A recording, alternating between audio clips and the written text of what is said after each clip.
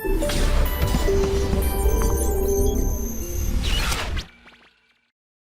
हम स्टार्ट करते हैं बेटा जेईई मेन 3 सितंबर 2020 का शिफ्ट 1 का जो पेपर आया था हम डिस्कस करने जा रहे हैं।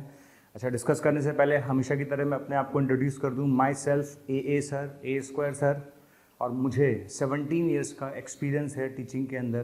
कंटिन्यूसली 17 ईयर्स से मैं स्टूडेंट्स को गाइड कर रहा हूँ, उन्हें पढ़ा रहा हूँ। ओके, तो लाइए हम स्टार्ट करते हैं, डिस्कशन स्टार्ट करते हैं जेईई मेन का 3 सितंबर 2020 शिफ्ट 1 का। राइट, चलिए क्वेश्चन नंबर 1 जो मेरे पास है उसमें है, देखिए क्वेश्चन नंबर 1 की अगर मैं बात करूं तो ये क्वेश्चन क्या है, बीटी यानी बाइनोमियल थ्योरम से लिया गया है। और क्वेश्चन को अगर हम देखें तो बहुत ही आसान क्वेश्चन है, बिल्कुल एक नॉर्मल रेंज का क्वेश्चन होता है वह है, बहुत ही सिंपल क्वेश्चन है। अगर आप क्वेश्चन को देखें तो देखिए मैं टर्म्स को एक एक करके बताता हूँ आपको। जैसे इसमें लिखा हुआ 2 × 1p0 है ना, तो ये क्या होगा भाई 2 होगा, यानी 2 फैक्टोरियल हो जाएगा। राइट, अच्छा इसी तरह से 3 × 2p1 लिखा हुआ है। क्या लिखा हुआ है? 3 × 2p1 लिखा हुआ है। अच्छा 3 × 2p1, 2p1 तो 2 होता है, तो 3 × 2 कितना हुआ, ये 6 हो गया, यानी 3 फैक्टोरियल हो जाएगा। ठीक, अच्छा इसी तरीके से आगे बढ़ते हैं, है ना। इसी तरह से अगर हम आगे बढ़े तो मेरे पास आ रहा है 4 × 3p2 है ना, 4 × 3p2, 4 × 3p2, तो 3p2 क्या होगा, 3 फैक्टोरियल इंटू 4 है ना, तो 4 × 3 फैक्टोरियल कितना हो गया, 4 फैक्टोरियल हो जाएगा, है ना। तो बेसिकली अगर हम देखें तो इसमें हो क्या रहा है, बेसिकली अगर यहाँ पर हम देखें तो 2 फैक्टोरियल आ रहा है, 3 फैक्टोरियल आ रहा है, 4 फैक्टोरियल आ रहा है, इस तरह से क्वेश्चंस में आता जा रहा है। क्लियर है? तो इसका मतलब क्या हुआ, इसका मतलब हुआ बेटा जो टर्म्स बनेंगी क्या बनेंगी, 2 फैक्टोरियल, 3 फैक्टोरियल, 4 फैक्टोरियल, ठीक है। और 51 टर्म्स हैं, कितनी टर्म्स हैं, 51 टर्म्स हैं। तो फर्स्ट टर्म अगर 2 फैक्टोरियल है, सेकंड टर्म अगर 3 फैक्टोरियल है, थर्ड टर्म अगर 4 फैक्टोरियल है, तो 51 टर्म क्या होगी, 52 फैक्टोरियल। क्या होगी, 52 फैक्टोरियल। ठीक है, ये बात समझने की कोशिश करो। क्या समझने की कोशिश करो, ये समझने की कोशिश करो कि अगर फर्स्ट टर्म 2 फैक्टोरियल है, सेकंड टर्म अगर 3 फैक्टोरियल है, थर्ड टर्म अगर 4 फैक्टोरियल है, तो 51 टर्म क्या होगी, 52 फैक्टोरियल होगी। क्लियर? अच्छा दूसरी तरफ अगर हम देखें, दूसरी तरफ क्या लिखा हुआ है, दूसरी तरफ लिखा हुआ है यहाँ पर 1 factorial -2 factorial +3 factorial -4 factorial and so on 51 factorial. Sure? Clear है? समझ में आ गया? अब क्या होगा भाई, है ना, यहाँ तक आ जाएगा हमारे पास, ये लिखा हुआ है,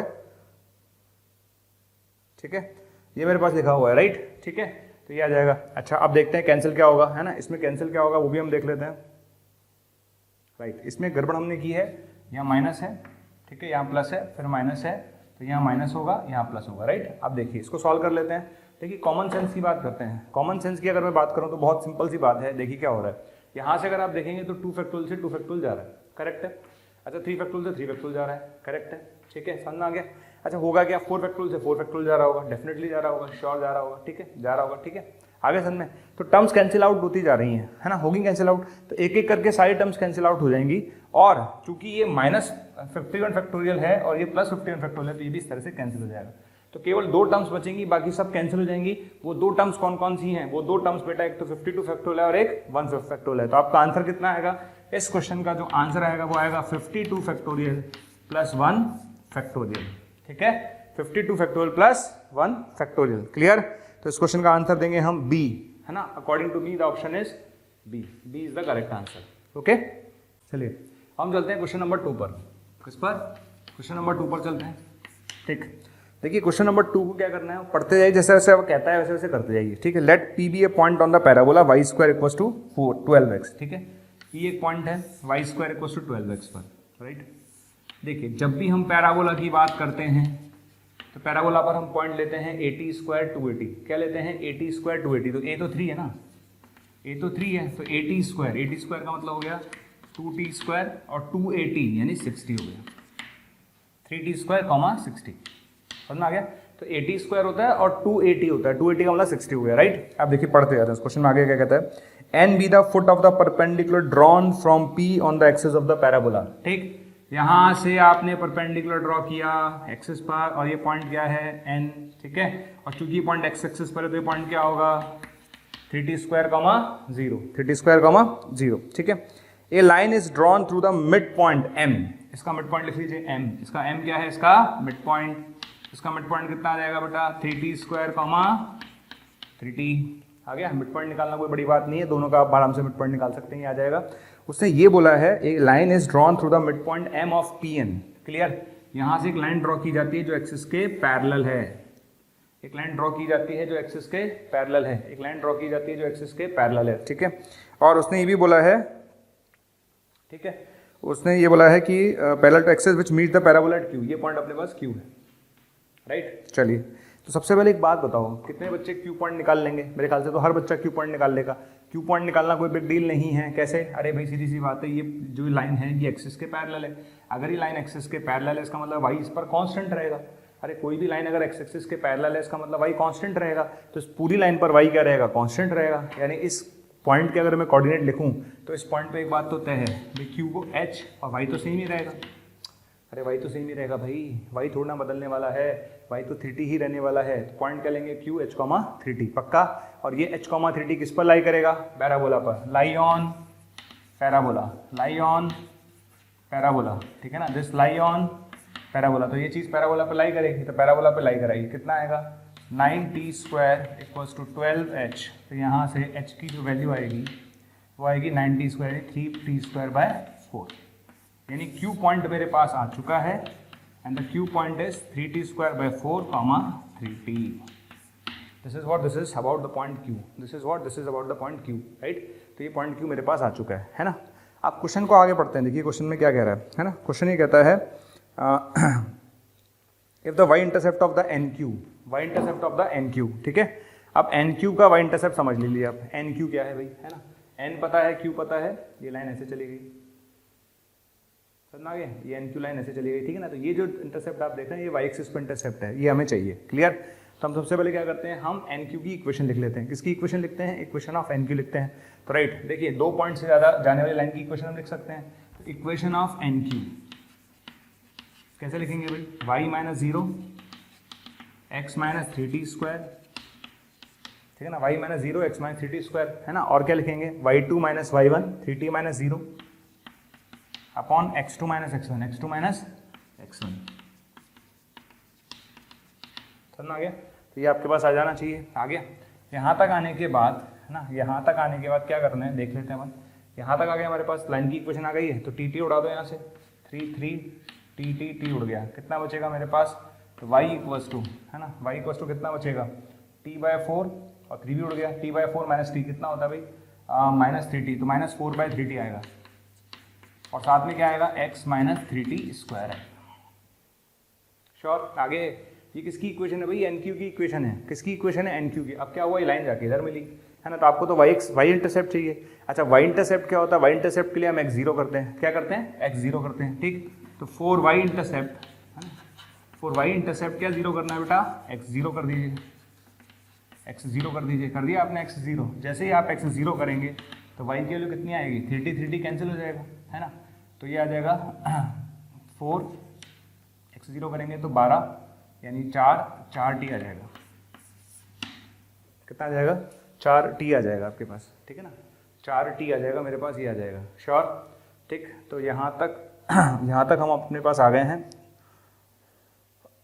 ये आ जाएगा, है ना। और यहाँ तक आ गए। अच्छा, यहाँ तक आने के बाद अब क्या चाहता है वो आपसे फाइनली पूछ लेते हैं, कोई करना क्या चाहता है। यहाँ तक आ गए। यहाँ तक आने के बाद उसने क्या पूछा आपसे? उसने बोला कि ये चीज़ 4/3 के बराबर है, ये चीज़ 4/3 के बराबर है, ये चीज़ 4/3 के बराबर है। तो यहाँ से 4 से 4 कैंसिल हो गया, तो t की वैल्यू 1/3 आ गई, t की वैल्यू 1/3 आ गई। क्लियर? उसने बोला था कि y इंटरसेप्ट जो है ना, उसे साफ बोला है कि y इंटरसेप्ट जो है 4/3 के बराबर है। तो y इंटरसेप्ट हमने निकाला 4t 4/3 के बराबर है, यानी t की वैल्यू कितनी आ गई? 1/3। अब क्या चाहता है वो आपसे चाहता है कि pn क्या होगा। एक ऑप्शन में तो पूछा है pn क्या होगा, एक ऑप्शन में पूछा है mq क्या होगा। mq, है ना, m पता है, q पता है, ठीक है, m पता है और q पता है ना। m के कोऑर्डिनेट कितने हैं भाई? m के कोऑर्डिनेट है अपने पास 3t स्क्वायर, तो t की वैल्यू 1/3 रख दीजिए, है ना। तो 1/3 आ जाएगा, कॉमा 1 आ जाएगा। क्लियर? अच्छा, और q के कोऑर्डिनेट कितने हैं? q के कोऑर्डिनेट हमने निकाले थे। q के कोऑर्डिनेट थे भाई, y कोऑर्डिनेट तो 3t था और x कोऑर्डिनेट कितना था? 3t/4, है ना। कितना आया था? 3t/4 आया था आई थिंक। q कोऑर्डिनेट कितने आए थे? 3t/4, 3t/4। एक बार चेक कर लेते हैं। अच्छा, q पॉइंट कितना आ जाएगा? q की पॉइंट अपने पास आ जाएगा 1/12, 1, ठीक है। तो अगर आप mq निकालेंगे तो mq कितना आएगा? mq आएगा 1/3 माइनस 1/12। क्लियर? तो ये आएगा 4 माइनस 1/4 आ जाएगा। कितना आ जाएगा? 1/4 आ जाएगा, ठीक। तो अगर मैं ऑप्शंस के हिसाब से चलूँ तो mq की जो वैल्यू आ रही है 1/4 आ रही है। अच्छा, कोई बच्चा अगर इसमें चाहे तो pn भी निकाल सकता है। pn निकालना बहुत बड़ी बात नहीं है। pn कितना होगा? 60 हो जाएगा। pn कितना होगा? 60 हो जाएगा। अगर आपसे पूछा जाए कि भैया pn कितना होगा, तो पी एन अपने पास 60 हो जाएगा, तो पी अपन निकाल ही चुके हैं, तो पी एन अपने पास 2 आएगा। कितना आएगा? 2। ठीक, तो अगर आप ऑप्शन के हिसाब से चलें तो इसका आंसर आ रहा है एम क्यू इक्वल टू 1/4, यानी डी आंसर है। कितना आंसर है? डी। ठीक, थोड़ा सा लेंदी है लेकिन क्वेश्चन आसान था। मैं आपको सही बताऊं तो क्वेश्चन थोड़ा सा लेंदी है, लेकिन क्वेश्चन को अगर देखें तो इसमें कहीं दिमाग लगाना नहीं था, सीधे सीधे चलते जाओ, आपका आंसर आता जाएगा। राइट, नेक्स्ट क्वेश्चन अगर आप देखें तो ये डिटर्मिनेट का है ना। अच्छा, डिटर्मिनेट के इस टाइप के क्वेश्चंस में हमें करना क्या होता है, डिटर्मिनेट्स के इस टाइप के जो क्वेश्चंस होते हैं उनमें हमेशा हम क्या करें, एक्सपेंड करें तो ज़्यादा अच्छा है, क्योंकि भाई इधर अपन को कंपेयर करना है, अपन को बी और सी निकालना है। तो 2 तरीके होते हैं, या तो डिफरेंशिएशन पे जाऊँ which is a very long method, उसमें मुझे जाना नहीं है, अगर मैं बहुत लंबे चला जाऊँगा तो बहुत ज़्यादा टाइम लग जाएगा। डिफरेंशिएशन पे जाएंगे तो बहुत टाइम लगेगा, तो बेटर है कि हम क्या करते हैं, लेफ्ट हैंड साइड वाले को सॉल्व करते हैं, और जो डिटर्मिनेट निकल कर आएगा उस डिटर्मिनेट को हम राइट हैंड साइड से कंपेयर करेंगे। सिंपल। ठीक, अब चूंकि डिटर्मिनेट बहुत बड़ा है तो एक काम करते हैं, इस पर पहले हम ऑपरेशन लगाते हैं। क्या लगाते हैं? ऑपरेशन। ठीक है, तो मैंने ऑपरेशन लगाया है R3 में, पहले R3 में ऑपरेशन लगाऊंगा R3 माइनस R2। ठीक है, और R2 में ऑपरेशन लगाऊंगा R2 माइनस R1। ठीक, जिसको जैसा क्लिक करे वैसा करे, कोई दिक्कत नहीं है सच। तो x माइनस 2 है, ठीक है, 2x माइनस 3 है, और 3x माइनस 4 है। ठीक, पहले मैं R3 माइनस R2 कर रहा हूँ। R3 माइनस R2 करूँगा तो कितना आएगा? x माइनस 2 आ रहा है। ठीक है, इधर कितना आएगा भैया? 5x minus x, 2x minus 4, यानी 2x माइनस 2 आएगा। अच्छा, इधर कितना आएगा? 6x माइनस 12, तो 6x माइनस 2 आएगा। करेक्ट है। अच्छा, इधर कितना आएगा? R2 माइनस R1 करेंगे तो ये आएगा x माइनस 1, ये भी करेक्ट है। अच्छा, इधर से करेंगे तो कितना आएगा? x माइनस 1, ये भी ठीक है। इधर करेंगे तो कितना आएगा? x minus 1। श्योर, ये आ जाएगा। ठीक है, यहाँ तक आने के बाद इस पूरे में से x माइनस 1 कॉमन आ रहा है, इसमें से x माइनस 2 कॉमन आ रहा है, तो x माइनस 1 और x माइनस 2 कॉमन ले लीजिए। ले लिया तो फ़ायदा क्या होगा भाई? फ़ायदा थोड़ा सा कंपैरेटिवली आसान हो जाएगा, और तो क्या है। ठीक है ना, कंपैरेटिवली थोड़ा आसान हो जाएगा। ये 1 1 और 1 आएगा। अच्छा, ये 1 2 और 6 आएगा। श्योर, तो ये आपके पास आ जाएगा। मेरे को लगता नहीं इसमें कोई दिक्कत है, आराम से यहाँ तक आप पहुँच गए। ठीक, इसको सॉल्व करना बाकी है, सॉल्व तो आप कर ही सकते हैं, है ना। तो सॉल्व कर देता हूँ मैं आपके लिए। क्या आएगा? ये आ गया यहाँ तक। यहाँ तक आने के बाद आप चाहें तो एक काम कर सकते हैं, C1 माइनस C2 कर दीजिए, और C2 माइनस C3 कर दीजिए। ठीक है, तो x minus 1 x minus 2 C1 minus C2 कर दीजिए। कितना आ जाएगा ये? C1 माइनस C2 करेंगे तो x माइनस x बचेगा प्लस 1। ठीक है, ये 0 हो जाएगा, ये माइनस 1 हो जाएगा। ओके, C2 माइनस C3 करिए तो कितना बचेगा? Minus x plus 1। ठीक है, ये 0 हो जाएगा और ये माइनस 4 हो जाएगा। ये कितना आएगा? 3x माइनस 4 आएगा, ये 1 आएगा और 6 आएगा। ठीक है, तो C1 माइनस C2 किया आपने, है ना। ऐसे करके आपके 2 0 बन गए। 2 0 बनने के बाद मेरे को लगता है क्वेश्चन कंफर्टेबल हो जाएगा आप लोगों के लिए। ठीक, तो 2 0 बनने के बाद इसको हम क्या करेंगे? एक्सपेंड करेंगे। क्या करेंगे? एक्सपेंड करेंगे। किसके रेस्पेक्ट में एक्सपेंड करेंगे? इसके रेस्पेक्ट में एक्सपेंड करेंगे। ठीक है, तो माइनस प्लस माइनस,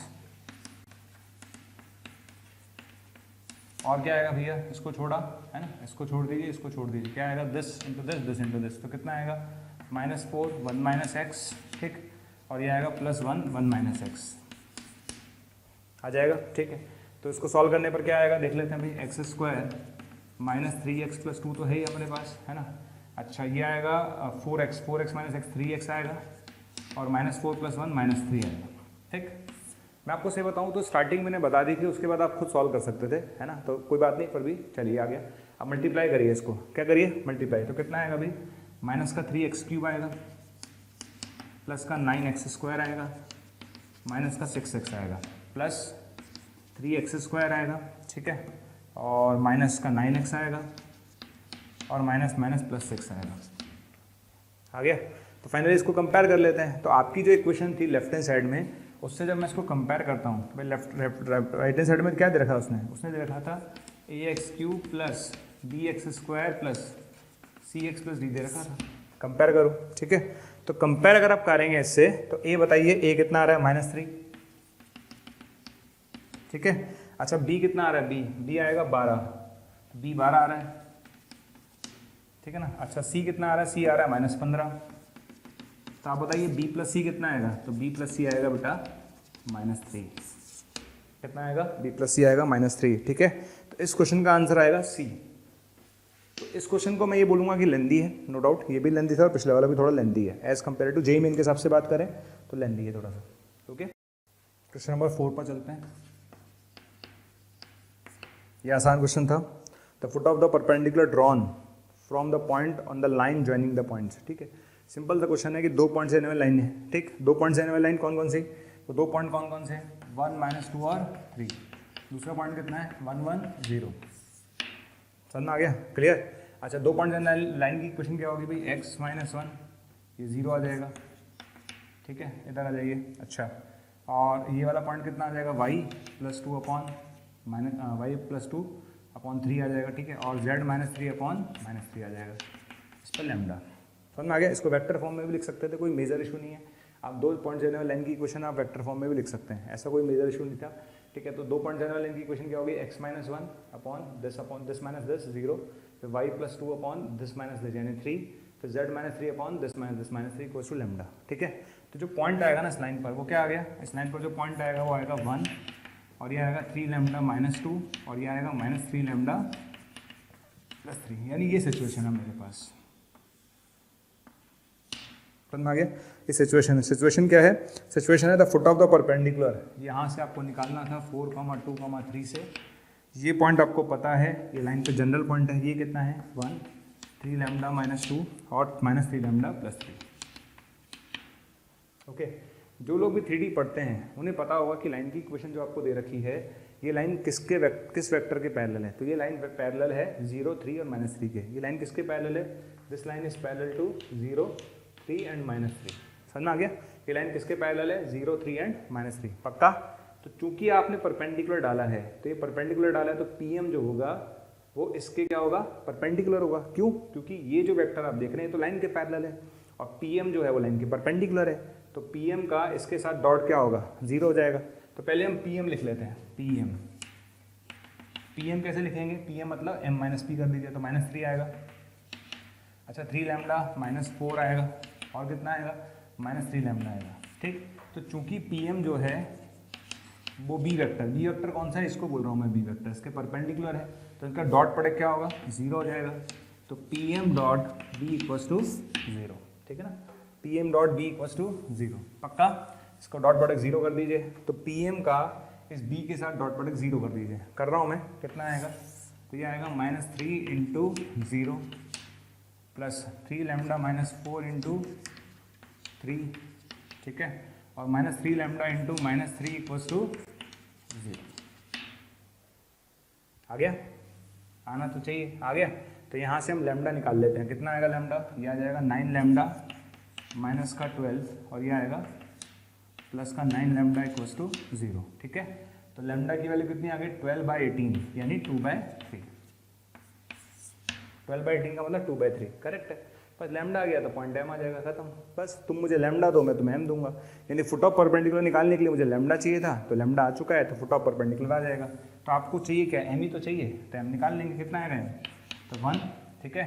लैम्डा की जगह 2/3 रखोगे 0, लैम्डा की जगह 2/3 रखोगे तो -2 + 1, ये आपका आंसर आएगा। तो फुट ऑफ परपेंडिकुलर अगर पूछा है तो आंसर कितना होगा, 101। कितना आंसर होगा, 101, क्लियर है। अच्छा उसने ये पूछा है कि जो फुट ऑफ परपेंडिकुलर आपका आया है ये किस प्लेन पर लाई करेगा, ठीक है ना। ये जो पॉइंट आपने निकाला है ये किस प्लेन पर लाई करेगा, आपको ये चेक करना है। तो कुछ नहीं करना, उठा के रख दो, जिस ऑप्शन को सेटिस्फाई करे वही आंसर है। तो मैं ऑप्शन देख लेता हूँ आपके सामने, है ना। मेरे हिसाब से थर्ड ऑप्शन को सेटिस्फाई कर रहा है, ठीक है ना। ये ऑप्शन सेटिस्फाई कर रहा है, कौन सा वाला, this is satisfying the option, कौन सा वाला ऑप्शन सेटिस्फाई कर रहा है, 2x + y - z = 1। समझ आ गया, ये सेटिस्फाई कर रहा है 2x + y - z = 1 को, यानी सी ऑप्शन है इसका। क्या ऑप्शन है, सी। क्वेश्चन नंबर 5, क्वेश्चन नंबर 5 पर आ जाइए, ठीक है। क्वेश्चन नंबर 5 को भी मैं बोलूँगा कि आसान है, लेकिन हाँ थोड़ा सा उन्होंने डिफरेंट करने की कोशिश की इस बार, है ना। तो क्वेश्चन क्या है हमारे पास, क्वेश्चन है y² + log ई बेस में cos² x बराबर में y दे रखा है उन्होंने, और आपसे क्या पूछा है, 4 ऑप्शंस आपको दिए गए हैं, x दे रखा है उन्होंने -π/2 से π/2, ठीक है ना। x दे रखा है -π/2 से π/2, क्लियर। चलिए स्टार्ट करते हैं। अब देखिए क्वेश्चन में क्या करना है। देखिए यहाँ पर अगर आप ऑप्शंस देखें तो y' भी आ रहा है, y" भी आ रहा है ना। ऑप्शंस में y', y" सब आ रहे हैं। तो मुझे एक एक करके मैं देखता हूँ, है ना। सबसे पहले काम करते हैं, x = 0 रखकर, x 0 रख देते हैं। x 0 रखेंगे तो cos 0 1, log 1 0, है ना। तो वाई स्क्वायर की वैल्यू वाई आएगी, यानी वाई की वैल्यू 0 1 आएगी। ऐसा आप अभी नहीं करेंगे तो बाद में करना पड़ेगा, करना तो पड़ेगा ही। क्यों करना पड़ेगा? अरे इसलिए करना पड़ेगा भाई क्योंकि लास्ट में आपको डबल डैश 0 चाहिए या वाई डैश 0 चाहिए, तो वाई डैश 0 के निकालते समय वाई की जगह क्या रखोगे भाई? तो वाई भी तो चाहिए, तो x बराबर 0 के पहले वाई निकाल दिया। अब आप डिफ्रेंशिएट करो उसे, क्या करेंगे? डिफ्रेंशिएट करेंगे तो वाई स्क्वायर का क्या आएगा? 2y वाई डैश आएगा, ठीक है। अच्छा इसका 2 आ गया जाएगा, log cos स्क्वायर x है ना, इसका 2 आ गया जाएगा, log cos स्क्वायर x से तो 2 आ गया जाएगा, ठीक है। अच्छा आ गया, अब इसको डिफ्रेंशिएट कर लेते हैं। इसका डिफ्रेंशिएशन क्या होगा? log cos x का होता है 1 cos x और cos x का माइनस sin x, यानी -2 tan x, माइनस का 2 tan x, ठीक है। अच्छा बराबर में क्या आएगा? y डैश, बराबर में क्या आएगा? y dash. आ गया, पक्का आ गया, ठीक है। अब क्या करेंगे? जहाँ जहाँ x आ रहा है वहाँ पर 0 रखेंगे एक बार, और y की जगह 0 रखेंगे, है ना। एक बार x की जगह 0 और y की जगह 0 रखेंगे, तो x की जगह 0 और y की जगह 0 रखेंगे, तो ये 0, सारी दुनिया 0 हो गई, y डैश 0 0 आ गया, ठीक है ना। y डैश 0 0 आ गया, ठीक है। अगर x की जगह 0 और y की जगह 1 रखेंगे तो क्या होगा? भाई y की दो वैल्यू आई हैं, y की दो वैल्यू आई हैं 0 और 1, तो एक बार x की जगह 0 y की जगह 0 रखा तो y डैश 0 0 आ गया। अच्छा x की जगह 0 y की जगह 1 रखा, x की जगह 0 और y की जगह 1 रखा, रख लेते हैं। तो x की जगह 0 और y की जगह 1 रखा तो कितना आएगा? ये आएगा 2y डैश बराबर y डैश, तो यहाँ से भी y डैश 0 0 आ रहा है, तो दोनों ही सिचुएशन में मुझे y डैश 0 0 मिल रहा है, ठीक है। दोनों ही सिचुएशन में मुझे y डैश 0 0 मिल रहा है, पक्का, ठीक। अच्छा अब मैं ऑप्शन के हिसाब से आगे चलता हूँ, मुझे y डबल डैश भी चाहिए, तो मैंने y डबल डैश निकालने की कोशिश की, तो इसको मैं दोबारा डिफ्रेंशिएट करूँगा, तो इसको मैं दोबारा डिफ्रेंशिएट कर रहा हूँ। कैसे करेंगे? 2y डबल डैश प्लस ये आएगा y डैश का स्क्वायर, 2 साथ में रहेगा ही रहेगा, है ना, 2 साथ में रहेगा, ठीक, माइनस का 2 सेक स्क्वायर x आएगा, ठीक, और बराबर में आएगा y डबल डैश। हो गया डिफ्रेंशिएशन। आपको क्या करना था? डिफ्रेंशिएट करना था, आपने डिफ्रेंशिएट किया, 2y double dash plus y dash का स्क्वायर आएगा, ठीक है। अच्छा माइनस का 2 सेक स्क्वायर x आएगा, बराबर में y डबल डैश आएगा। अब इसमें दो पॉसिबिलिटीज़ हैं। दो पॉसिबिलिटीज़ कैसे हैं? एक बार आप x की जगह 0, y की जगह 0 और y डैश की जगह 0, समझ में आ गया? x की जगह 0, y की जगह 0, y डैश की जगह 0, ठीक है। तुम भी 0, -2, तो y डबल डैश 0 आएगा -2, ठीक है। तो यहाँ से y डबल डैश 0 कितना आएगा? -2, y डबल डैश 0 कितना आएगा? -2, ठीक है। अच्छा दूसरी पॉसिबिलिटी क्या है भैया? दूसरी पॉसिबिलिटी भी देख लेते हैं, है ना। दूसरी पॉसिबिलिटी क्या है? हम x की जगह 0, y की जगह 1 और y डैश की जगह 0 रख देते हैं। रखें, x की जगह 0, y की जगह 1, y डैश की जगह 0 रख देते हैं। तो x की जगह 0, y की जगह 1, y डैश की जगह 0, ये 0 हो गया। अच्छा सॉरी ये तो 0 नहीं होगा, 2y डबल डैश आएगा, y डैश की जगह 0 है, करेक्ट है। अच्छा इधर कितना आएगा? माइनस का 2 आएगा, बराबर में y डबल डैश आएगा, ठीक है। तो यहाँ से y डबल डैश की वैल्यू 2 आएगी। आगे तो यहाँ से क्या पता चलता है? यहाँ से पता चलता है कि y डबल डैश 0 की वैल्यू -2 भी आ रही है और y डबल डैश 0 की वैल्यू +2 भी आ रही है, ठीक। तो y डबल डैश 0 की दो वैल्यू आ रही है, एक तो -2 आ रही है और एक +2 आ रही है, क्लियर है। तो y डबल डैश 0 की वैल्यू +2 और -2 दोनों आ रही हैं, इसलिए हम ये बोल सकते हैं कि y डबल डैश 0 का जो मॉड होगा वो 2 के बराबर होगा। समझ में आ गया? तो इस क्वेश्चन का आंसर क्या देंगे? इस क्वेश्चन का अगर आंसर निकाला जाए तो इस क्वेश्चन का आंसर मैं दूंगा डी ऑप्शन। क्या आंसर दूंगा? D option. क्वेश्चन नंबर 6 पर आ जाइए। देखिए क्वेश्चन नंबर 6 की अगर मैं बात करूं तो क्वेश्चन नंबर 6 ITF का है, यानी इनवर्स ट्रिग्नोमेट्री फंक्शंस का क्वेश्चन है, ठीक। हम जब क्लास में पढ़ाते हैं तो हमेशा बच्चों को बोलते हैं बेटा जब भी साइन इनवर्स आए या कॉस इनवर्स आए आप टेन इनवर्स में ही डील करो, क्योंकि टेन इनवर्स में डील करना हमेशा आसान होता है, ठीक। तो इस क्वेश्चन को करने के लिए आपको साइन इनवर्स के फॉर्मूले पर जाना ही नहीं था, इस सबको टेन इनवर्स में कन्वर्ट करना था। किस में कन्वर्ट करना था? टेन इनवर्स में। जैसे मैं बात करूं sine inverse 4/5, sine inverse 4/5, clear. Sine inverse 4/5 तो क्या बन जाएगा? ये बन जाएगा टेन इनवर्स 4/3, करेक्ट है। अच्छा दूसरा लिखा हुआ साइन इनवर्स 5/13, दूसरा लिखा हुआ साइन इनवर्स 5/13। साइन इनवर्स 5/13 का मतलब ये 5 है, ये 13 है, तो ये 12 हो गया। तो अगर इसको मैं टेन इनवर्स में कन्वर्ट करना चाहता हूँ तो ये बनेगा टेन इनवर्स 5/13, 12, ठीक है। अच्छा तीसरा मेरे पास है साइन इनवर्स 16/65, 16/65, ठीक।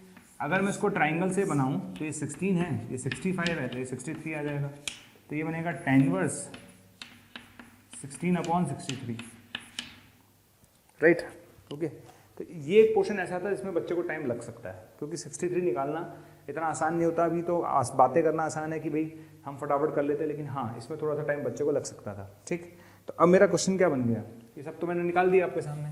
अब मेरा क्वेश्चन क्या बन गया, देखिए मेरा क्वेश्चन बन गया 2 पाई माइनस tan इनवर्स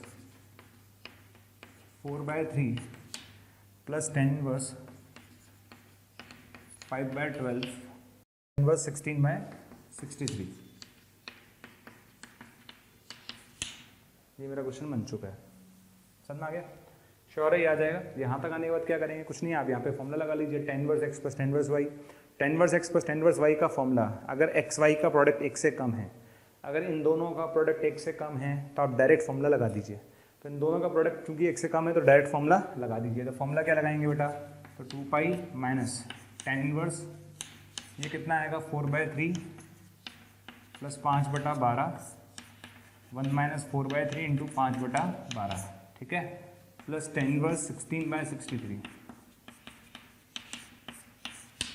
ये आ जाएगा। क्लियर है, यहाँ तक आ गया। यहाँ तक आने के बाद क्या करेंगे, इसको सॉल्व कर लेते हैं। तो कितना आएगा ये 12 है ना, तो यहाँ पर आएगा 4, 16 है ना, 16 आएगा, 16 5 21 आएगा, है ना, 16 आ रहा है क्या, कितना आ रहा है ये देख लेते हैं। 2 पाई माइनस tan इनवर्स 36 है ना, ये 36 सॉरी 12 लेंगे तो 16 और प्लस 5 21 आ रहा है इधर, ठीक है। अच्छा नीचे कितना आएगा, 36 माइनस 20 16 आ रहा है, क्लियर, ओके। और इधर आएगा tan इनवर्स 16/63, ठीक है। तो यहाँ तक आ गए। यहाँ तक आने के बाद हमने देखा कुछ गड़बड़ कर दी क्या हमने कैलकुलेशन, मुझे ऐसा लग रहा है। अच्छा 36 आएगा ये, सॉरी 36 आएगा। अच्छा 36 आएगा तो ये आएगा 48 है, 48 प्लस 15 63 आएगा, करेक्ट है। छोटी सी मिस्टेक हमने कर दी थी, ये आ जाएगा, ठीक है। तो tan इनवर्स 63/16 आएगा और tan इनवर्स 16/63 आएगा, क्लियर। अच्छा आप लोगों को ये भी पता होगा, पता क्या होगा, ये तो सबको पता होता है कि अगर x पॉजिटिव है तो tan इनवर्स x को हम cot इनवर्स 1/x लिख सकते हैं, है ना। tan इनवर्स x को हम cot इनवर्स 1/x लिख सकते हैं, कब, जब x पॉजिटिव हो। तो ये चीज़ है ना, ये चीज़, इस चीज़ को उठा के आप क्या लिख सकते हो, इसको उठा के लिख सकते हो cot इनवर्स 63/16, समझ में आ गया। तो जब x पॉजिटिव होता है, तो tan इनवर्स x को हम cot इनवर्स 1/x लिख सकते हैं। तो tan इनवर्स x को मैं cot इनवर्स 1/x लिख सकता हूँ। तो ये चीज़ प्लस ये चीज़ π/2 हो गई, but tan inverse x plus cot inverse x, ठीक है ना। tan inverse x plus cot inverse x क्या हो गया, π/2 हो गया। तो आंसर कितना आएगा, आंसर आएगा 2 पाई माइनस π/2, कितना आंसर आएगा 3 π/2, कितना आंसर आएगा 3 π/2, ठीक। तो अगर मैं ऑप्शंस के हिसाब से चलूँ, तो इसका आंसर बी है। कितना आंसर है, बी। देखिए क्वेश्चन नंबर 7 बोला है कि हाइपरबोला है जिसकी ट्रांसवर्स एक्सिस की जो लेंथ है वो √2 है, ठीक है। ट्रांसवर्स एक्सिस की लेंथ क्या होती है, 2a होती है। ट्रांसवर्स एक्सिस की लेंथ कितनी होती है, 2a होती है। तो 2a बराबर √2 यानी a बराबर 1/√2। ये पहला डाटा उसने आपको दे रखा है, फिर ट्रांसवर्स एक्सिस की जो लेंथ होती है वो 2a होती है। तो 2a बराबर √2 यानी a दे रखा है 1/√2। आगे बढ़िए, ठीक है। उसका फोकस और एलिप्स का फोकस जो है वो सेम है। उसने बोला है कि एलिप्स का फोकस, एलिप्स कौन है भाई, एलिप्स की इक्वेशन उसने दे रखी है x²/4 प्लस y²/3 = 1। तो उसने ये बोला है आपसे, क्या बोला है, उसने ये बोला है कि इस एलिप्स का जो फोकस आएगा, फोकस क्या होता है AE, 0 है ना, फोकस होता है AE, 0। तो वो कह रहा है कि इसका फोकस और उसका फोकस बराबर है। वो सिंपल सी बात आपसे ये कह रहा है, ठीक है। तो चलिए इसका एक काम करते हैं, फोकस निकालते हैं, है ना। तो b² है ना, मैं इसके लिए a1 b1 यूज़ करूँगा, है ना, a1 यूज़ कर रहा हूँ। a1² 4 है और b1² 3 है, ठीक है ना, ताकि कंफ्यूजन ना हो, ठीक।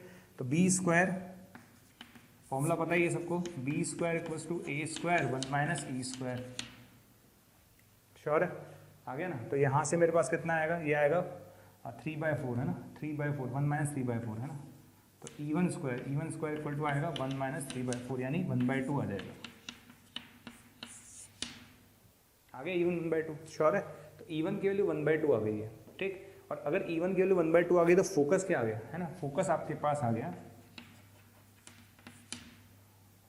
फोकस पूछा ना उसने, ठीक है, फोकस, यस फोकस होता है AE, 0, तो AE है ना, A, इसका A1 कितना है, A1 इसका 2 है, तो A कितना हो गया, 1 हो गया, ठीक है, मैं लिख देता हूँ AE, ये 1 आ जाएगा, कितना आ जाएगा 1, ठीक।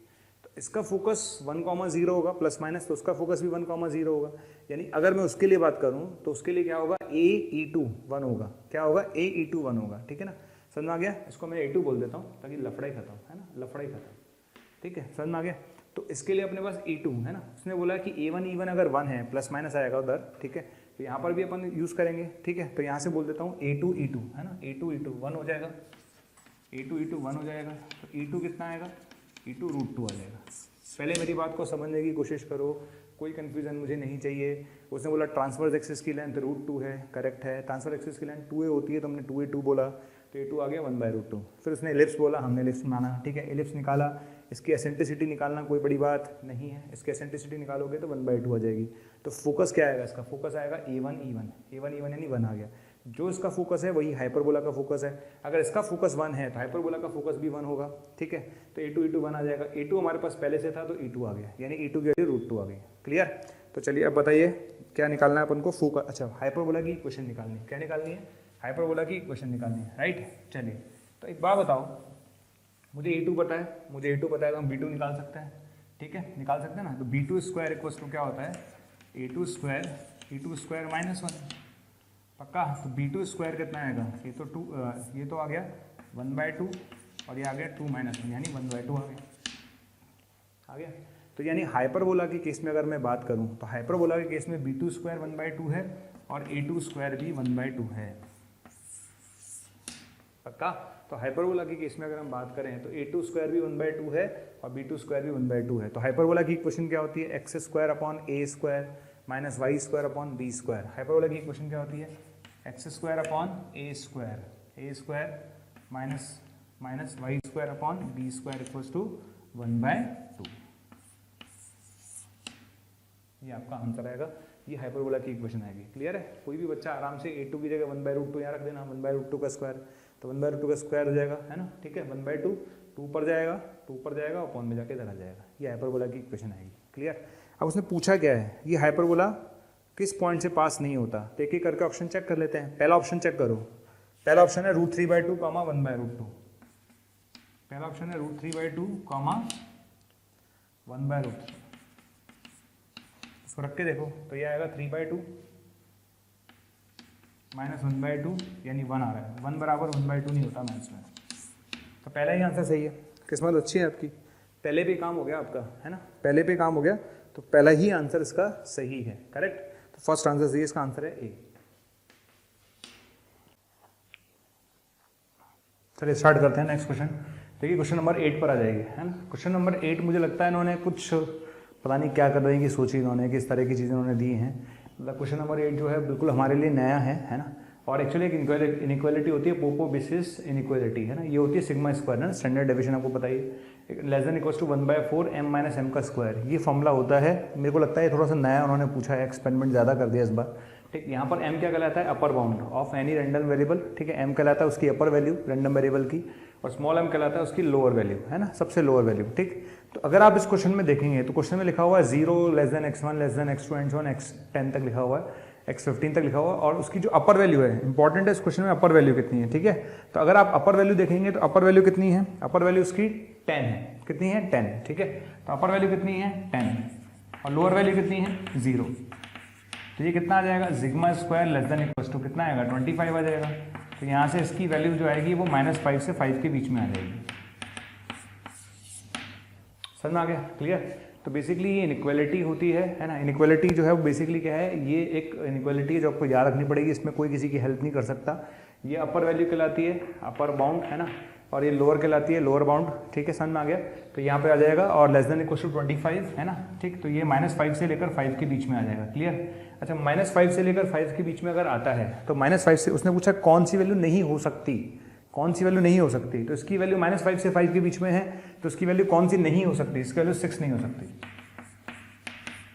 इसके लिए क्या नहीं हो सकती बेटा, 6 नहीं हो सकती। तो ये एक नया क्वेश्चन है जो आपको याद रखना है ना। इसका आंसर है, इसकी वजह 6 नहीं हो सकती।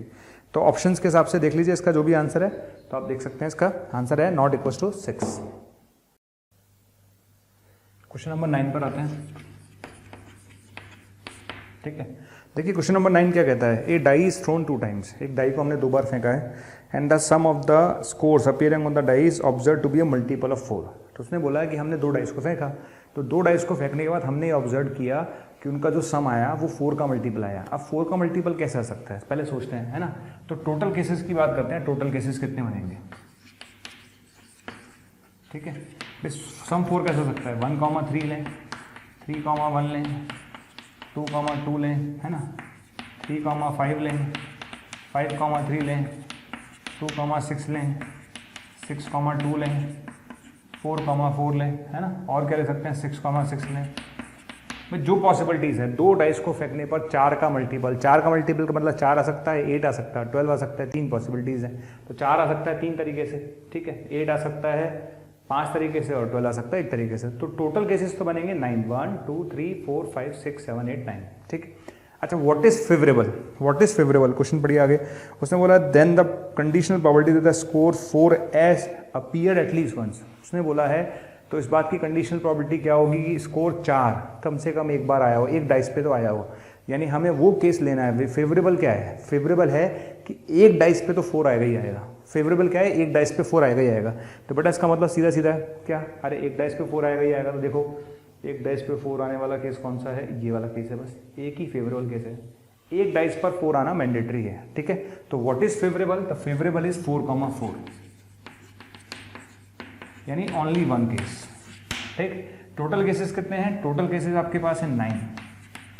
टोटल केसेस कितने हैं बेटा, 9। तो प्रोबेबिलिटी क्या होगी, प्रोबेबिलिटी होगी favourable upon total, favourable upon total, ठीक है। तो प्रोबेबिलिटी इज 1/9, ठीक है। सिंपल क्वेश्चन था, कोई मारा मारी नहीं थी। कंडीशनल प्रोबेबिलिटी का एक बहुत ही आसान क्वेश्चन था कि पहले आपको सोचना था कि भाई मेरे पास 4 का मल्टीपल कैसे आ सकता है, 9 तरीके से आ सकता है। फेवरेबल क्या है कि एक डाइस पर 4 आना मैंडेटरी है, तो एक ही केस ऐसा होगा। तो आंसर आएगा 1/9, क्लियर। अगर हम ऑप्शन के हिसाब से बात करें तो ऑप्शन के हिसाब से अगर हम देखेंगे तो आंसर होगा डी। क्या आंसर होगा इसका, डी। क्वेश्चन नंबर 10 देखिए, क्वेश्चन नंबर 10 कहता है the number of integral terms. अब तक क्या होता था कि जेईई मेन में जब भी क्वेश्चन पूछे गए हैं उसमें क्या होता था, इंटीग्रल टर्म्स पूछता था। हमेशा क्या होता था, इंटीग्रल टर्म्स पूछी जाती थी कि इस एक्सपेंशन में इंटीग्रल टर्म्स निकालो। ये पहला क्वेश्चन ऐसा आ रहा है जिसमें इंटीग्रल टर्म्स दे रखी हैं और एन पूछा है, ठीक। तो थोड़ा सा नया करने की कोशिश की उन्होंने, क्लियर।